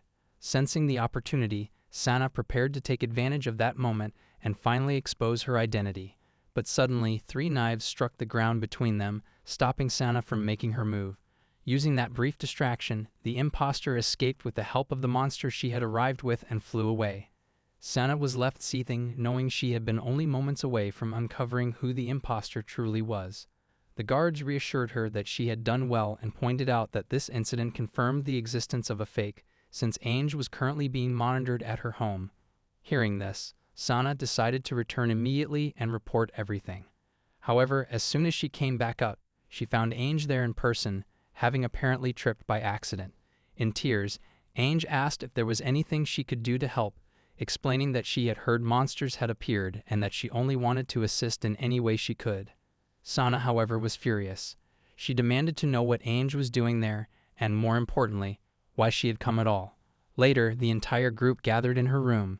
Now that Ange had gone to the site where the monsters appeared, and had even been seen sneaking around town on her way there, the situation had grown even more complicated.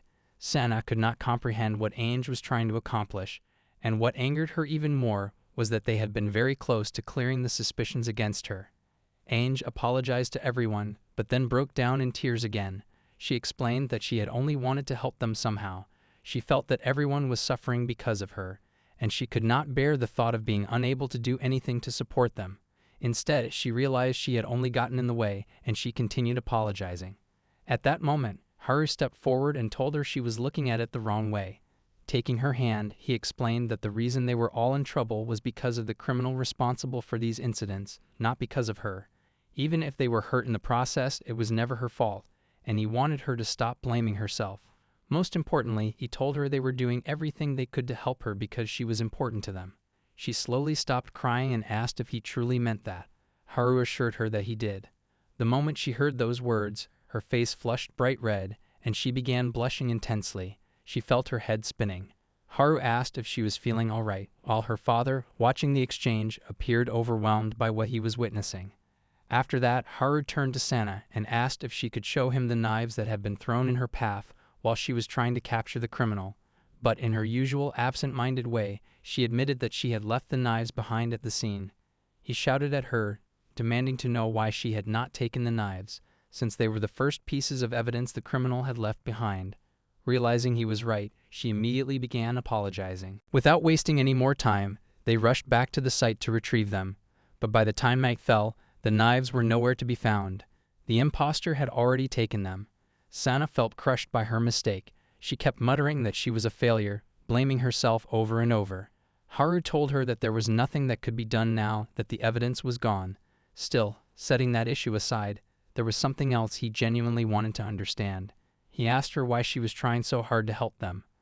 Confused, she wondered why he would suddenly ask such a thing. He explained that she was not directly involved in any of this, and yet, despite his earlier complaints, she had continued carrying out her patrols properly and had even grown frustrated over failing to catch the criminal. He asked her again why she was pushing herself so far. Suddenly, her face lit up brightly. She looked overjoyed, clearly taking his words as praise. Haru, seeing her reaction, felt relieved that her gloomy mood had lifted. Hungry for more approval, she crawled closer to him and eagerly asked if she had been a good girl. He gently patted her head and told her that she had been very good. That simple gesture made her cling even more to his praise, and she asked him to continue patting her. After a while, she finally settled down and shifted to a more serious subject. She asked if he knew how dragons were born. He guessed that they must hatch from eggs. She confirmed that was correct and explained that dragon eggs could take years to hatch, or, if circumstances were unfavorable, even decades.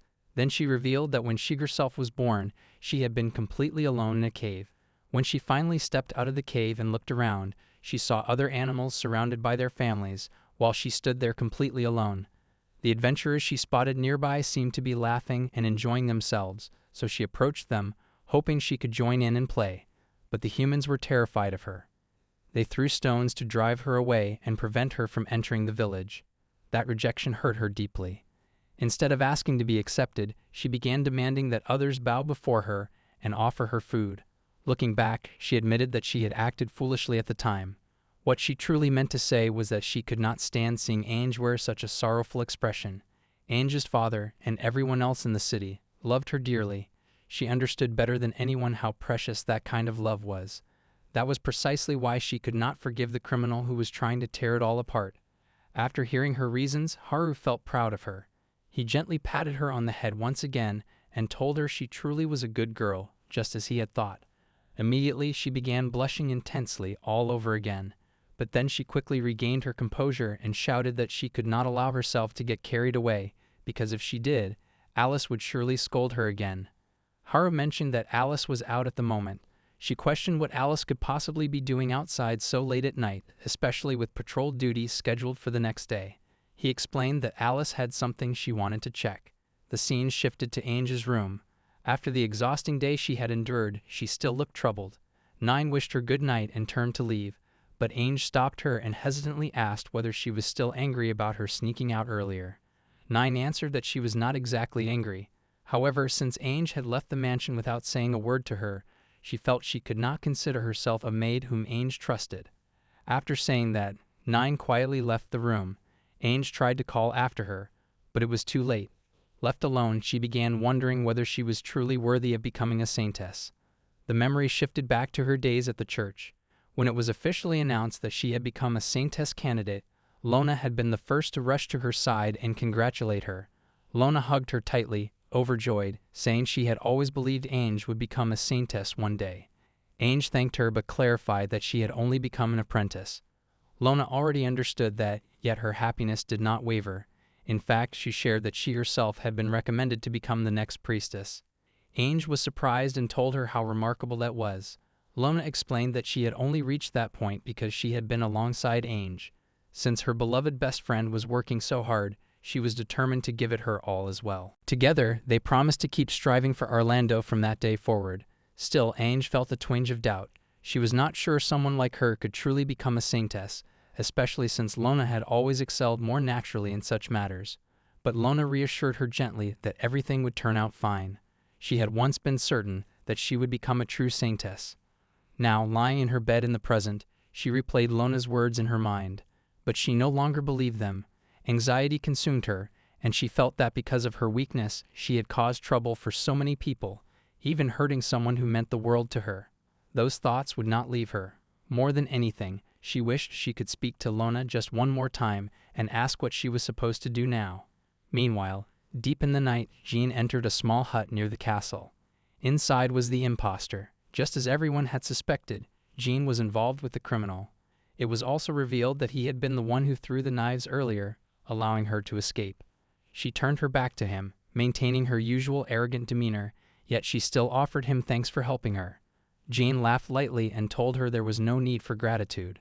Soon, however, his expression shifted into something far more serious. He stated that their plan was progressing smoothly. If everything continued this way, it would only be a matter of time before the people began to lose faith in the Saintess. The scheme had now reached its final stage, and he warned her not to make any mistakes at this point. She responded that she was already aware of that. Then came the reveal. The impostor who had been pretending to be Ange was, in truth, Lona herself, and with cold resolve, she declared that she would never forgive Ange for what she had done to her. She had carefully planned to drive Ange out of her position as the Saintess and ultimately bring about the collapse of Orlando. With that goal in mind, she expressed her gratitude to Jean and his group for supporting her in this scheme, and Jean responded with appreciation. However, as time passed, her patience began to wear thin. She questioned him about when they would finally set their plan into motion, admitting that she was growing tired of waiting. Jean then informed her that the order had finally arrived. According to him, the plan would unfold the following night, right in the heart of Orlando. While disguised as the Saintess, she would summon as many monsters as possible, and once that was done, her role in the operation would finally be complete. Still uncertain, she wondered whether the plan would truly succeed, especially now that some people had already begun to suspect the existence of a fake. To her surprise, Jean responded that this development actually worked in their favor. He went on to explain that there were several ways to bring down a city. Those who believed that Ange was a criminal would see anyone who continued to trust her as foolish. Meanwhile, those who remained loyal to Ange would view the doubters as traitors. With both sides already harboring suspicion and resentment toward one another, introducing the idea of a fake would only deepen the chaos. All the tension and frustration that had been building over time would erupt. And if that happened, Lona would not even need to unleash monsters upon the city. The people of Orlando would tear each other apart on their own. Jean firmly believed that humans were inherently selfish and greedy, concerned only with themselves. With that conviction, he reiterated that everything was set for the following night. What he did not realize, however, was that Alice had been standing just outside the cabin, listening to every word. Later, Alice reported everything she had overheard to Ange's father. He struggled to believe that the Priestess herself could be involved in something so sinister. Alice shared his disbelief, but confirmed that those were indeed the Priestess's own words. Sana was astonished to learn that Alice had been secretly tailing Jean. Curious, she asked what had made her suspect him in the first place. Alice initially responded with playful confidence, claiming it was simply a woman's intuition. However, she quickly admitted that she had been joking. In truth, it had been Haru who first noticed something was off. Haru explained that his suspicion began when they had all gone to the church to file a report. Lona had asked only him who he was, despite Jean standing right beside them. Jean had acted as though it were their first meeting. That odd behavior made Haru question whether the two of them already knew each other and were merely pretending otherwise. Then came another incident that deepened his doubts. When Ange had slipped away while Jean was supposed to be monitoring her, Jean showed no concern whatsoever. Failing to keep watch over her would have meant losing the reward for the assignment, yet he appeared completely indifferent. That reaction only heightened Haru's suspicions. Because of this, they decided to keep an eye on Jean. Since Jean seemed particularly wary of Haru, Alice took on the responsibility of tailing him instead. Meanwhile, Nine conducted her own investigation. The results revealed that Jean was not a wandering adventurer as he claimed, but in reality a mercenary who specialized in underworld dealings.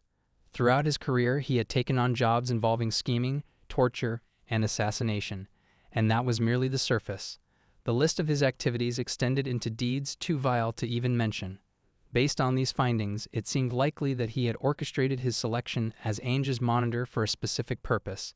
He had likely maneuvered himself into that position to carry out his own hidden agenda. Even so, his true objective remained uncertain. It was still unclear why he had targeted Orlando in the first place. Frustrated, Sana suggested that they abandon speculation altogether and simply capture him, forcing him to reveal his plan. 9 admitted that such an approach would indeed be the fastest solution. However, the situation was far more complicated than it appeared. She turned toward Ainge, who stood frozen in place, unable to process the possibility that her childhood friend, Lona, had been plotting against her all along. Ainge's body trembled as disbelief consumed her. She could not stop questioning whether every word Lona had ever spoken to her, every shared memory, had all been nothing more than an elaborate lie. At that moment, Haru stepped forward and gently took her hand. He suggested that before jumping to conclusions, she should speak to Lona directly. It was possible that Lona had been deceived by Jean, or perhaps there had been some terrible misunderstanding. Whatever the truth might be, he urged her to calm herself and confront her friend properly. After all, Lona had been her childhood companion. Yet the instant those words left his mouth, memories of Leticia surfaced in his mind, along with all the pain he had endured because of her. He began to question whether he even had the right to advise someone to trust a childhood friend until the very end. He knew better than most that such faith was not always rewarded. Ainge noticed him stopping mid-sentence and asked, worriedly, why he had trailed off. Haru quickly dismissed it, telling her it was nothing. Alice then asked what he intended to do next. They could not simply storm in and interrogate Lona and Jean, as they would likely feign ignorance. However, Haru revealed that he had already thought of a way to handle the situation and shared his plan with the group. Meanwhile, Lona had returned to the church. She stood beneath the night sky, gazing at the stars as memories of her first encounter with Jean resurfaced. Years ago, when she was still young, an assassin had attempted to kill her. Just as the blade was about to strike, Jean had appeared and eliminated the attacker from behind, using his 3 signature knives. After saving her life, he had warned her to be more cautious and suggested that she should at least thank him. Still shaken by the ordeal, she had not expressed gratitude. Instead, the first thing she had asked was who would send an assassin after her, and why. Jean had told her that Ainge, a fellow Saintess candidate at the time, had hired the assassin. The accusation had left her utterly stunned. She had immediately rejected the claim, insisting that Ainge would never do something so cruel. But Jean had continued to press her, asking whether she truly believed that without doubt. He pointed out how, the harder Lona worked as a priestess, the more distant Ainge had seemed to become. When Ainge had only been a Saintess apprentice, she had gradually stopped appearing in Lona's life, and ever since Lona had officially become the priestess, the two of them had not met at all.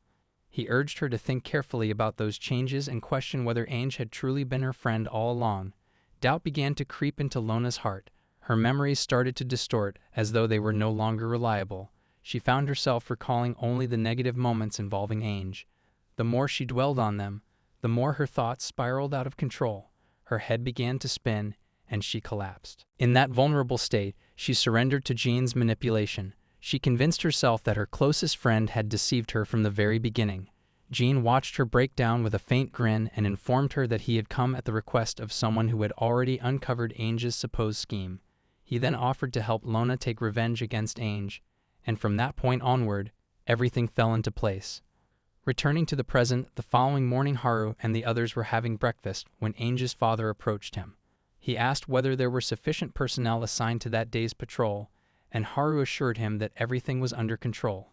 Suddenly, a guard rushed into the room with urgent news. The impostor who had been pretending to be Ainge had voluntarily surrendered to the guild. The announcement left everyone stunned. Jean was present in the room as well, and he appeared genuinely confused, having no idea what was unfolding. Ainge's father quickly asked where the culprit was being held. The guard reported that the individual had already been detained in the guild's dungeon. As for the situation in town, word had begun to spread, but so far there had been no outbreak of chaos.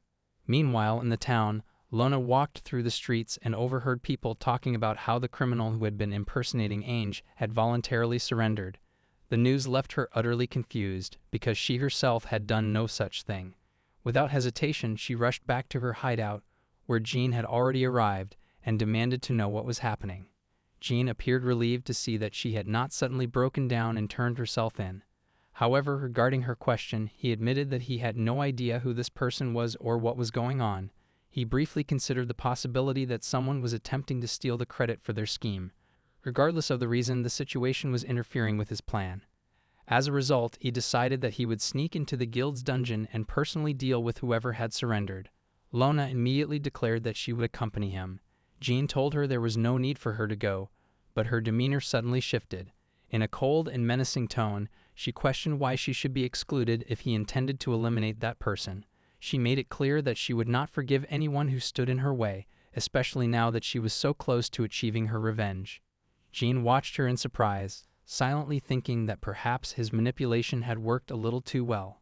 Still, it made no difference. The two of them proceeded toward the guild's dungeon and eventually came face to face with the supposed criminal. Jean wasted no time. He bluntly stated that he already knew she was not the true impostor and demanded to know what she was trying to accomplish. Before the person could respond, Lona abruptly cut in. With her eyes wide and unsteady, she demanded to know why this individual was interfering with her revenge and whether she was siding with Ainge. The prisoner remained silent, offering no answer. That silence only fueled Lona's anger further. She began shouting, warning her not to dare meddle unnecessarily and declaring that she alone would be the one to take revenge on Ainge.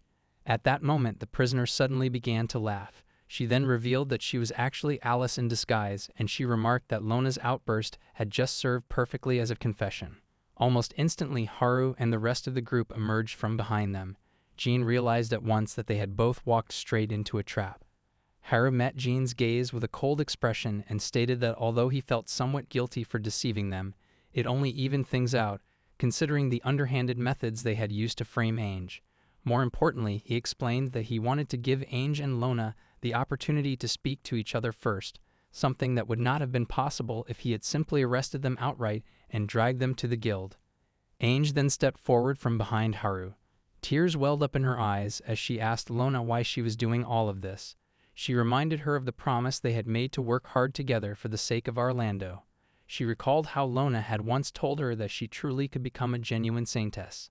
But Lona snapped, screaming for her to be quiet. She clutched at her head, her mind unraveling, muttering that it had always been this way. Haru immediately moved to shield Ainge, positioning himself defensively in front of her. Jean, however, remained where he stood, completely indifferent to Lona's fate.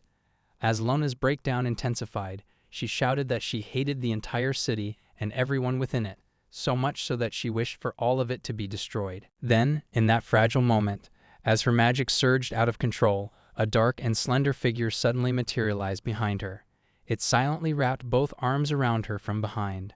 Haru had no idea what had just occurred. Lona continued crying as the monster began tearing apart everything inside the room, while Haru did everything in his power to shield Ainge from the chaos. She desperately begged Lona to stop, but before anything could change, the monster seized her and flew away. Without hesitation, Alice prepared to pursue them. Meanwhile, Sana rushed toward Jean, who was still standing nearby, determined to catch him first. He responded with a faint smirk and pulled out a knife, and in that instant, she realized he was the same man who had thrown knives at her back earlier when she had been chasing Lona. She shouted that the same trick would not work on her twice, but instead of another blade, he hurled a ball in her direction. Alice quickly warned her to be careful, yet it was already too late. The ball exploded into a cloud of smoke directly in her face.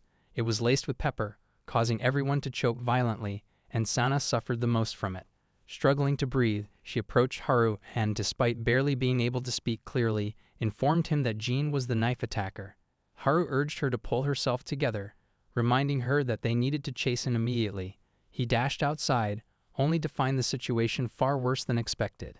The entire area had descended into disaster, as numerous monsters had invaded the city. Civilians were fleeing in panic. One monster was about to strike a woman and her child, but at the last second, Alice intervened, cutting down the creature and saving them. She asked if they were safe, and they expressed their gratitude. At the same time, 9 questioned the knights about what had happened. They reported that the moment the massive black monster appeared, the sky had suddenly darkened. Not only that, the entire city of Orlando was now overrun with monsters. In the Eastern District, where the Lord's mansion stood, the knights were barely holding their ground. They were fighting back, but it was clear they would not last much longer. Haru quickly decided they needed to split up to eliminate the monsters more efficiently. Alice and Sana would handle the North and West districts, while he would take the South. However, the two of them immediately stopped him and questioned whether he truly intended to use his magic within the city. They reminded him that doing so could destroy everything around them. Haru insisted he would limit himself to fire magic, but Alice firmly refused, stating that he could not risk it. She then asked about the sword he had once used to save her. Embarrassed, Haru explained that he had relied on that sword only for self-defense during the time he had been forbidden from using fire magic. Now that circumstances had changed, he had assumed it would be fine to stop carrying it. His reasoning only irritated Alice further. Yet as the discussion continued, an idea formed in his mind. He pointed out that the key was to ensure the damage would not spread to the surroundings. For that, he needed something with the smallest possible range but the greatest possible power. With this thought, he began casting a spell. Both Alice and Sana panicked, shouting that he could not use magic inside the city. But Haru stood at the brink of a breakthrough. He explained that magic functioned like a puzzle. With enough concentration, the shape of mana could be reshaped into the most suitable form. Its density, its structure, its power, everything could be adjusted as long as the caster held a clear and solid mental image. And then, focusing his fire magic into a single concentrated form, he forged a flare sword made entirely of pure fire. The girls stood frozen in shock, unable to believe what they had just witnessed. They had never even heard of such a spell before, but before they could fully process it, a monster lunged toward them. Haru decided to test the weapon immediately. With a single swing of the flare sword, he sliced the monster into multiple pieces. He was genuinely surprised by how natural and powerful it felt in his hand. With this weapon, he was confident he could fight within the city without causing unnecessary destruction. However, Alice suddenly shouted at him to stop. She still could not comprehend how he had just created such an overwhelmingly powerful sword out of nowhere, using a completely new spell, and doing so instantly. Developing new magic spells was something even the greatest wizards in the world spent years perfecting. It was never a casual process where someone simply created what they lacked. The fact that he had done it so effortlessly made the situation even more unbelievable. Meanwhile, Haru himself struggled to explain it, because to him, the process had felt simple and straightforward. Even Sana appeared unsettled by his abilities and nervously remarked that she might have to start calling him a demon lord instead of master. But setting that aside, Haru reminded them that there was still much to do, and this was not the time for discussions. At that moment, Ainge stepped forward and declared that she would head to the central district, where the Grand Temple stood. From what she had heard from the townspeople, the black monster had flown in that direction. If that was true, she was certain Lona would be there as well. She understood that she lacked combat ability, yet she remained determined. After all, Lona was her precious childhood best friend, and she wanted to be the one to stop her. Haru attempted to stop her, but Ainge turned to Nine and told her that she would not leave her behind anymore. She then asked Nine to come with her. Hearing those words, Nine grew emotional and immediately agreed. Haru did not object further. With their roles decided, they all set out, determined to save the city. Meanwhile, Jean had managed to escape. Even he found it surprising since the original plan had completely fallen apart. Still, the final outcome remained unchanged. He was particularly impressed that, in the end, Lona had succeeded in summoning such formidable monsters.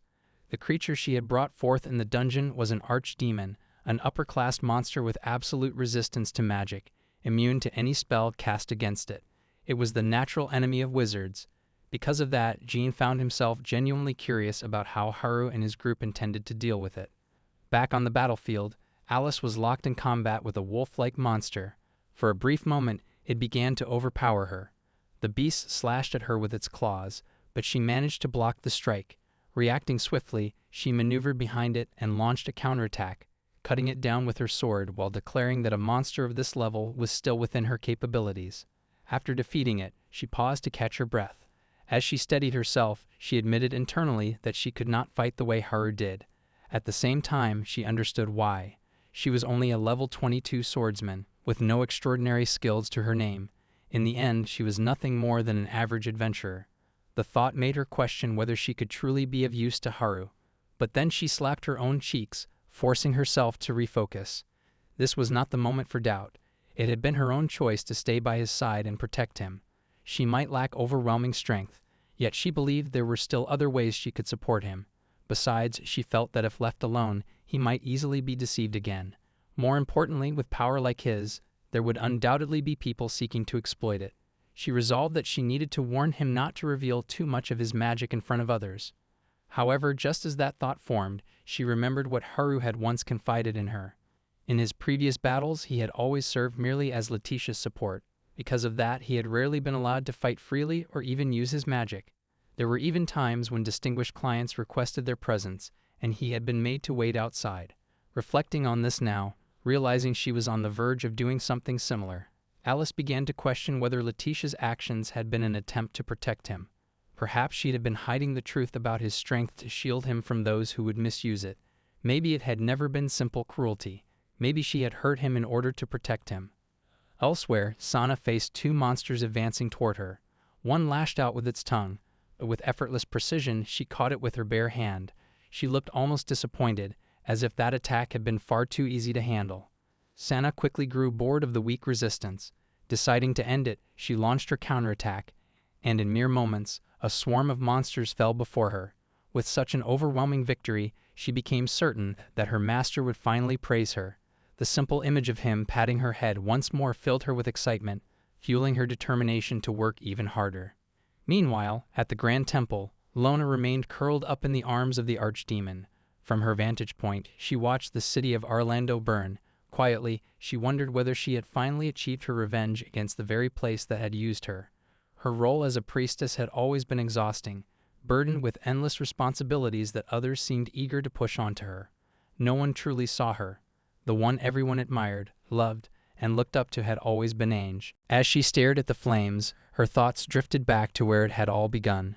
In the past, when she was still a student at the church, she walked through the hallways, troubled by how difficult the lessons had recently become. Fear gripped her as she considered the possibility of failing and being expelled from the church. She had no idea what she should do. Then, glancing outside, she noticed Ange lying peacefully on the ground, napping without a care in the world. The sight surprised her. She even felt a flicker of admiration at the boldness of someone who could casually sleep in the church courtyard. She had seen Ange in the chapel before, though she did not know her name. Gathering her courage, she approached her and urged her to wake up, warning that if anyone found her sleeping there, they would surely be angry. The moment Ange awoke, she began apologizing loudly for having dozed off, her sudden outburst startling Lona as well. After calming down, Ange explained that she had been trying to study but had accidentally fallen asleep. When Lona questioned why she had chosen to study outside, pointing out that the church provided individual study rooms, Ange replied that she was aware of them. However, with a bright smile, she explained that the sunlight felt wonderful, which was why she preferred studying outdoors. She then invited Lona to join her. Caught off guard, Lona hesitated, unsure how to respond. Her first impression of Ange had been that she was somewhat unusual. Yet, as they began studying together, she discovered that Ange was actually more knowledgeable and helped her understand subjects she had struggled with in class. Even so, Lona remained shy around her. Eventually, she asked for her name. Once again smiling brightly, Ange introduced herself. From that moment on, something changed within Lona. She began to care deeply for her. Ange always treated her as an equal, never looking down on her despite her weaker academic performance. She constantly encouraged her, promising that they would both do their best together. But eventually, everything changed. Ange left her behind. Watching her interact so naturally with the other priests, Lona's heart twisted with doubt. She began to believe that Ange had only pretended all along, using her, deceiving her with promises of standing side by side. For that, she could never forgive her. Returning to the present, her thoughts hardened into obsession. There was only one way she believed this could end. She would take her revenge with her own hands by killing Ange herself. At that moment, Ange arrived at the Grand Temple and called out to Lona. The instant Lona laid eyes on her, the archdemon moved to strike. Nine reacted immediately, pulling Ange aside and shielding her from the attack. Lona coldly mocked her arrival, calling her foolish for walking into her own slaughter. Ange, however, tried to reason with her, pleading for her to stop and at least listen. But Lona, consumed entirely by rage, declared that begging would no longer save her. The demon attacked again, and once more Nine intervened, protecting Ange as she continued trying to reach Lona. Ange insisted that she had never once mocked her or looked down on her in any way. Yet Lona refused to hear a single word, screaming that she already knew her so-called true personality. Suddenly, though, something changed. Lona froze for a brief moment. Nine quickly realized what might be happening. Summoning and controlling that many monsters required an immense amount of mana. If Lona was running out, the consequences could be severe, possibly even fatal. And they had no intention of letting her die. Based on her erratic behavior, 9 also suspected that Jean had used a powerful suggestion spell on her. It was difficult to believe that she had acted like this entirely of her own will. With that in mind, 9 cast her fire magic at the archdemon. However, the spell was completely neutralized, vanishing without inflicting even the slightest damage. Lona mocked them again, reminding them that magic would not work against it. But 9 was already aware of that. Her intention had been something else entirely. She explained that a suggestion spell entered through the cracks in one's heart. To break it, they needed to expose and confront the blurred conscience within. Her plan was to keep fighting and gradually drain Lona's mana, while asking Ange to continue speaking to her. Meanwhile, exhaustion was visibly overtaking Lona, and the constant exchange between the two only fueled her anger further. The archdemon launched yet another attack. Once again, 9 shielded Ange. Ange pressed on, telling Lona that before meeting her, she had always felt alone, and that without her, she might have remained that way forever. Lona rejected her words, shouting that she had always been surrounded by other priests. Yet even as she said it, confusion crossed her face. She tried to recall when that had happened. After becoming a priestess, she had isolated herself in her room. Though she believed she had seen Ange talking with others, she could not remember when. Sensing the shift in her expression, 9 urged Ange to continue. Ange spoke of their shared memories, studying together in the church courtyard, eating side by side in the cafeteria, enjoying the pancakes 9 had made for them, spending their free days shopping together. She reminded her of the matching crosses they had chosen, and most importantly, how Lona had been the happiest of all when Ange received the revelation to become a saintess. As those memories resurfaced, Lona's vision blurred with tears, the false perception clouding her mind finally shattered, and she returned to her senses. The archdemon immediately sensed the loss of control and released her, causing her to collapse to the ground. Ange and 9 rushed to her side, asking if she was all right. The fury that had consumed her was gone. Seeing that, Ange's emotions overflowed, and she embraced her tightly. Lona, still disoriented, could not fully understand what had happened or why she had acted the way she did. But their reunion was abruptly interrupted. The archdemon rose behind them.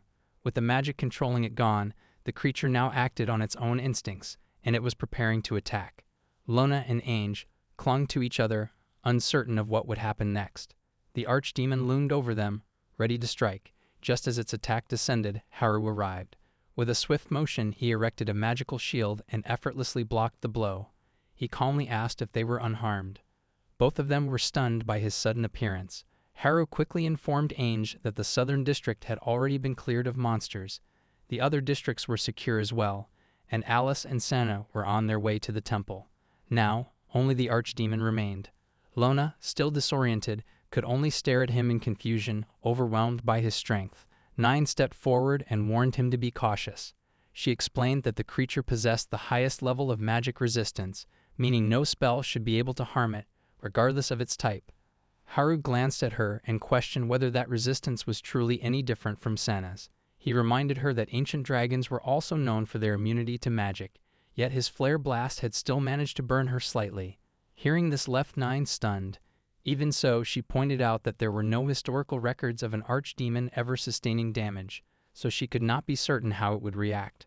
Considering that, Haru speculated that perhaps its so-called magic resistance was simply extraordinary durability. The archdemon slowly approached him. Looking down with clear disdain, it signaled for him to attack with everything he had. Haru responded with a faint smile, realizing that he had provoked it. Since it had come to this, he accepted the challenge and prepared to go all out. He began gathering his fire magic. The sheer pressure generated by the forming spell stunned everyone present, even the archdemon itself. The intensity alone felt overwhelming, as though the air had grown unbearably heavy. Witnessing it, 9 finally understood that this was the extent of his true power. Then Haru released the flare blast directly at the demon. The impact sent violent tremors across the entire city, a testament to just how immense the attack truly was. After the dust finally settled, the towering figure of the archdemon was still standing in place. Haru and the others could not immediately tell whether it was still alive. However, it soon became clear that what remained was nothing more than a hollow form made of ashes. In the very next moment, it crumbled and scattered into the air. Just like that, the archdemon was defeated for the first time. Haru casually turned back toward the girls, laughing lightly as he remarked that he had somehow managed to beat it. He then asked Ainge whether she had been able to speak with Lona. The three of them were still frozen in shock, unable to process that he had destroyed such a monster through sheer brute strength alone. Lona, in particular, was visibly frightened, quietly asking Ainge who he really was. Meanwhile, from a nearby vantage point, Jean had been watching the church the entire time. He was utterly stunned. The archdemon was said to withstand 100 high-level spells without sustaining any damage, yet Haru had brought it down in a single blow. Unable to comprehend what he had just witnessed, Jean concluded that Haru was completely insane and decided it was best to flee the city at once. However, before he could escape, Sana and Alice appeared behind him and captured him on the spot. Haru had predicted this outcome earlier, saying that someone with Jean's personality would undoubtedly observe the entire incident from somewhere nearby. As it turned out, he had been right. With no path left to run, Jean admitted that dealing with Alice alone might have been manageable, but there was no chance he could defeat a dragon in his current condition. Having little strength remaining, he chose not to prolong the situation and surrendered peacefully. His compliance surprised both Sana and Alice, who commented that his behavior seemed rather weak. In response, Jean explained that after witnessing something like that, he simply had no desire to resist. In the end, he expressed that he was satisfied to have seen something mildly interesting, and with that, the false saintess incident finally came to a close. As for Lona, it was revealed that she remembered nothing from the moment the manipulation had been cast upon her. When she learned the truth of everything that had occurred, she was deeply shocked. Although many people had been injured, fortunately, no lives were lost. The townspeople, maintaining an optimistic spirit, began repairing the damaged parts of the city together. Their criminal, meanwhile, was now confined in the dungeon.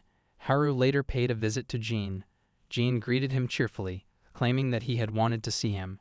Haru immediately clarified that the feeling was not mutual and that he had no desire to see Jean at all.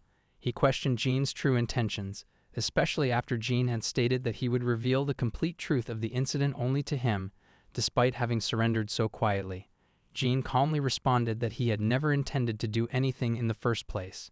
Jean explained that his only intention had been to ensure the truth would not be buried if he reported it directly to the guild. Hearing that, Haru grew suspicious and asked whether he was suggesting that someone powerful enough to suppress the truth was involved.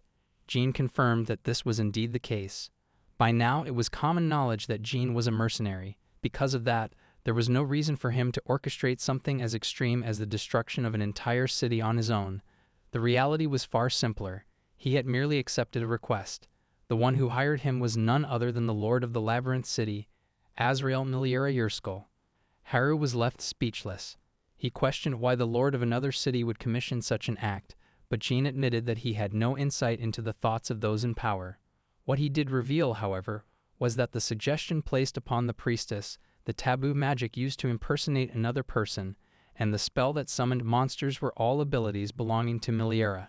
Jean's sole responsibility had been to activate that magic on the priestess. Beyond that, he had played no further role in the incident. He acknowledged that it might sound like an excuse, but he insisted that he truly had done nothing more. Given that, Haru asked why he would agree to such a request in the first place.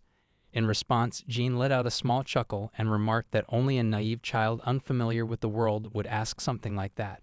He explained that a mercenary who survives by working in the underground chooses jobs based on a single criterion, whether it pays or not. With that, he stated that he had confessed everything he intended to share and advised Haru to direct any remaining questions to Miliera himself. Still, in exchange for revealing the truth, there was something Jean wanted to know as well. Without hesitation, he asked how Haru had obtained such overwhelming power. Haru admitted that he did not fully understand it either. The only explanation he could think of was his time traveling with his childhood friend, during which he underwent relentless training. That training consisted of physical exercises pushed to the point where he could no longer move, and magical practice that continued until he lost consciousness. Hearing this, even Jean felt unsettled. He quickly realized that he probably should not have asked in the first place. Considering how unaware Haru seemed of his own strength, Jean found it surprising that he had not already been placed on a wanted list. Haru assured him that he would never involve himself in anything evil, but Jean bluntly called him foolish, clarifying that this was not the point he was trying to make. Possessing such an abnormal level of power alone was enough to lead anyone astray. If there were things Haru truly wished to protect, then he needed to properly understand himself before that power consumed him.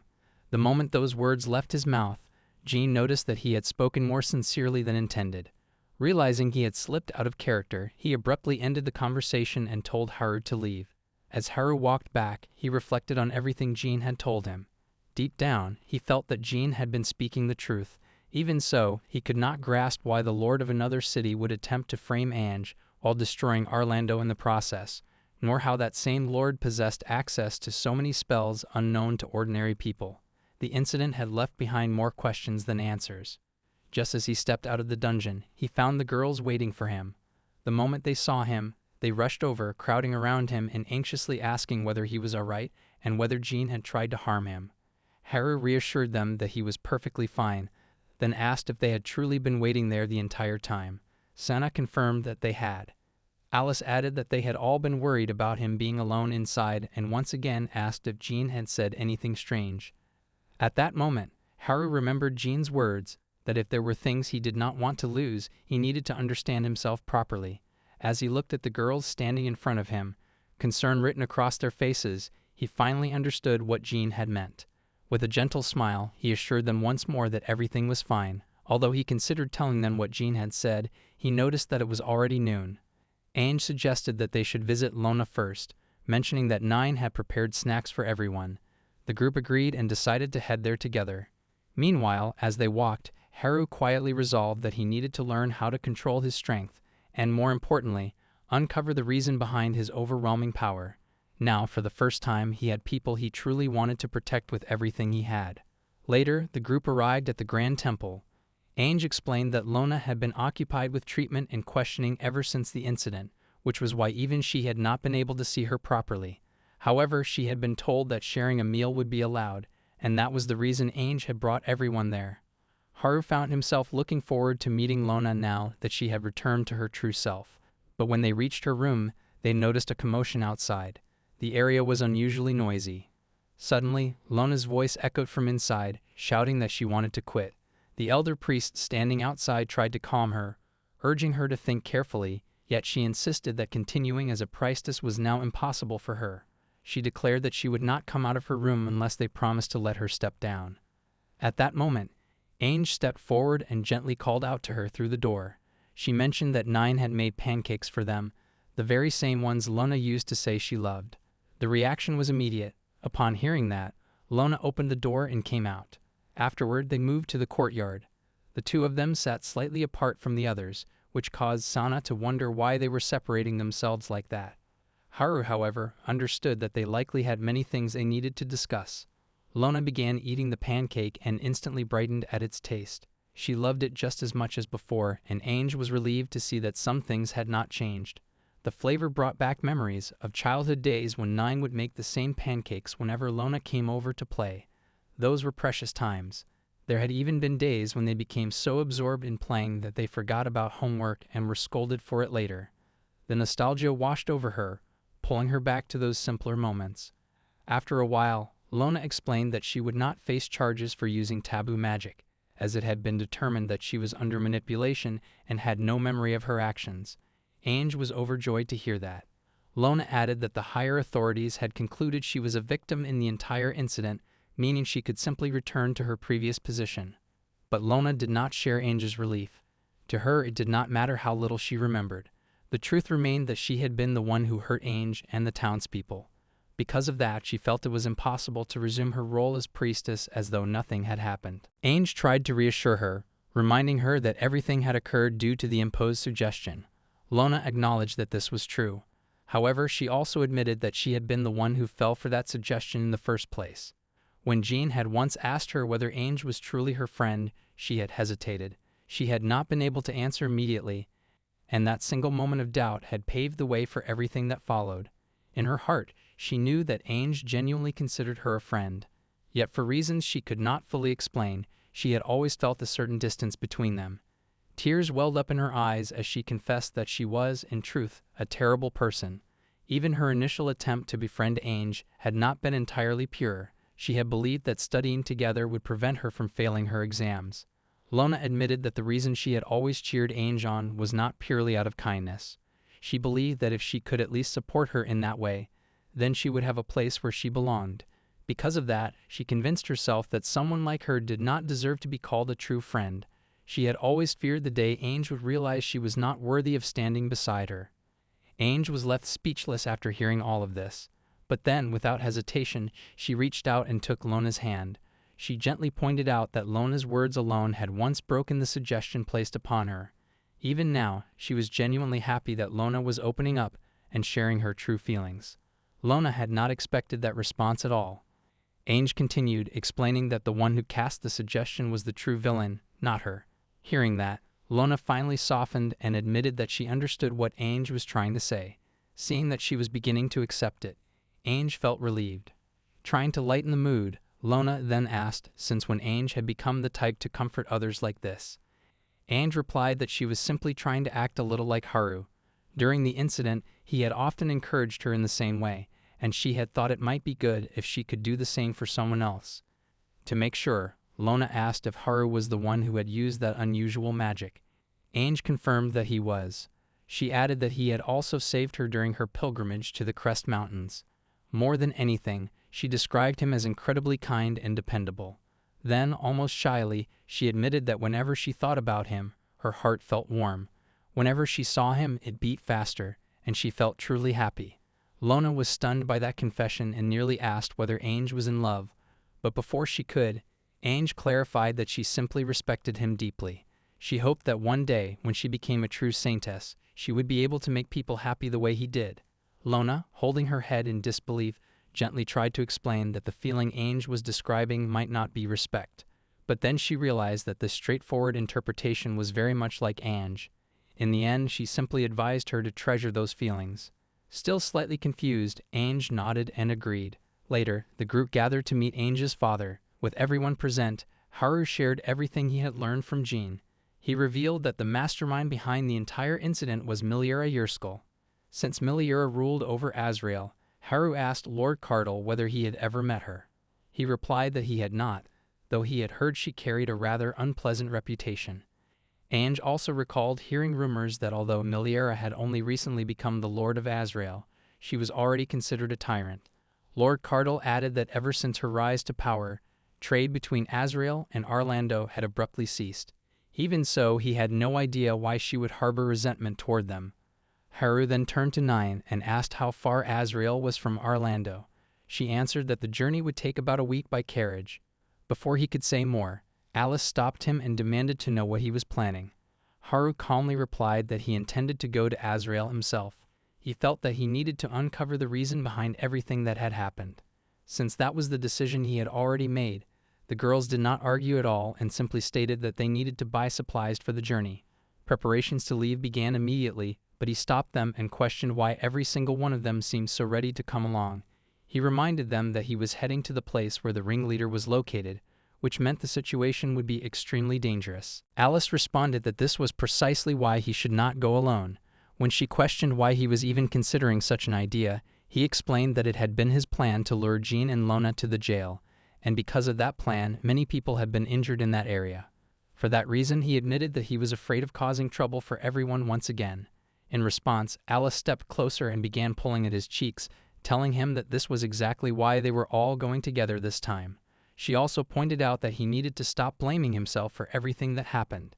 Ange added that she felt the same way and reminded him of his own words, saying that the true culprit in this entire situation was the criminal who had started it all. Hearing their words, Haru felt deeply moved. Ange's father then stated that he personally did not want her to go either. However, Ange immediately jumped toward him and declared that there was no way she could simply sit back and wait while others searched for the truth. She explained that now that her pilgrimage was complete, she could at least contribute with some healing magic. More than anything, she wanted to do what she could as the saintess and as the Lord's daughter. Her father stood there in shock, realizing that his little girl had grown into someone far stronger than he had imagined. Understanding that he could no longer stop her, he approached Haru and entrusted Ange to him. At the same time, he firmly clarified that she was only his comrade. Haru, however, remained standing there in complete confusion. With that settled, Lona had to stay behind due to her duties as a priestess. As the others prepared to depart, she wished them a safe journey. She admitted that she had wanted to go with them, but Ange reassured her that there was no need to worry. Lona then revealed that she had decided to continue serving as a priestess for Ainge and for the entire Orlando, who had forgiven her despite the terrible things she had done. This time, she wanted to do her best as a true friend, and she expressed how deeply she cared for her. Ainge felt the same, and with that, the group finally set off. After they left, Lona remained standing there, gazing up at the sky as she prayed to the Lord to protect Ainge and the rest of the group. Later, while traveling, Haru felt relieved seeing that Ainge and Lona had reconciled so well. However, Ainge remarked that the earlier suggestion must have been truly frightening, considering how strongly it had affected Lona. The thought lingered in her mind, making her quietly wonder what kind of person Miliera truly was. Alice soon noticed that Haru seemed lost in deep thought and asked him what was troubling him. Haru responded that he had an uneasy feeling, as though he had forgotten something important, and indeed he had. The one he had completely forgotten was Leticia. At that very moment, Leticia finally broke free from the seal that had imprisoned her. Furious beyond measure, she burned with anger at Haru for daring to lock her away in such a moldy, suffocating place. She continued cursing him in her heart and resolved that she would seal him inside that same prison as repayment. However, before she could dwell further on revenge, her stomach began to growl loudly. Realizing that hunger came first, she decided to postpone Haru's punishment until after she had eaten. Yet even as hunger gnawed at her, she sensed that something was not quite right. Just then, a mysterious woman appeared before her. Observing Leticia's striking presence and the precision of her sword movements, the woman quickly concluded that she must be the famed sword princess Hero. Leticia, as usual, showed no concern and bluntly demanded to know the woman's identity. The stranger calmly revealed herself to be Miliera Yerskal, expressing clear delight at finally meeting her. Meanwhile, back in Orlando, Jean sat inside his prison cell, relaxing as though nothing troubled him. Suddenly, a small hooded figure appeared outside the bars. Jean immediately recognized who it was. Noting that the boy had arrived earlier than expected, Jean asked whether he had been watching from somewhere nearby all along. The boy silently opened the cell door. In that instant, Jean realized just how cunning the requester he had taken on truly was. He could not help but feel that accepting this request had marked the end of his good fortune. Regardless, he calmly told the boy that he should leave that place as well. Jean made it clear that his own mission was entirely separate, unrelated to whether he ultimately succeeded in the request or not. But the boy suddenly spoke, warning Jean not to make the mistake of grouping them together. Without hesitation, he launched forward. In a single swift motion, Jean was beheaded. The guards, having heard a disturbance, rushed to inspect the cell. By the time they arrived, it was already too late. News of the prisoner's assassination spread through the facility like wildfire. Meanwhile, the boy observed the chaos quietly from a rooftop. With one task now complete, he turned his thoughts to his next mission, the assassination of Haru, the traitor. Later, Haru and the others finally arrived near their destination. However, the carriage driver refused to go any farther. Clearly terrified, he asked them to get off, explaining that no sensible person would even consider approaching that town under the current circumstances.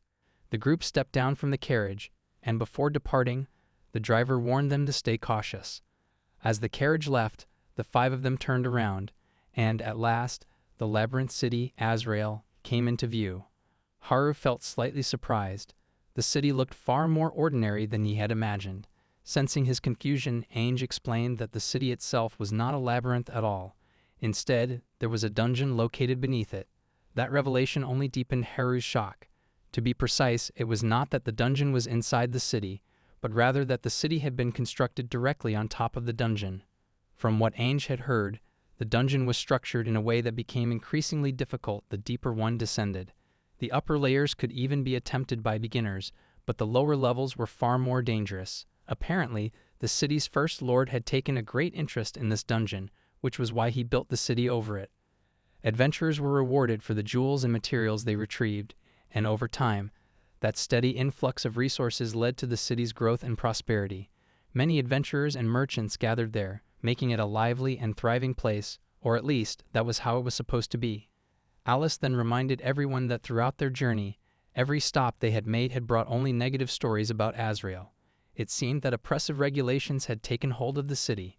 Inns and shops were charging unreasonable prices, public safety had deteriorated, and even the guild was no longer functioning properly. That was the full background of the city as they understood it. Haru began to wonder whether this was simply the work of a greedy ruler attempting to eliminate competition by invading Orlando. Yet the more he thought about it, the stranger the situation felt. The guild in this city already seemed dangerous enough. To gather more information about Miliera, Alice suggested they take a traditional approach by speaking directly with the townspeople. Everyone agreed with the plan, and they began heading toward the city. Even so, Haru could not shake the heavy sense of unease weighing on him.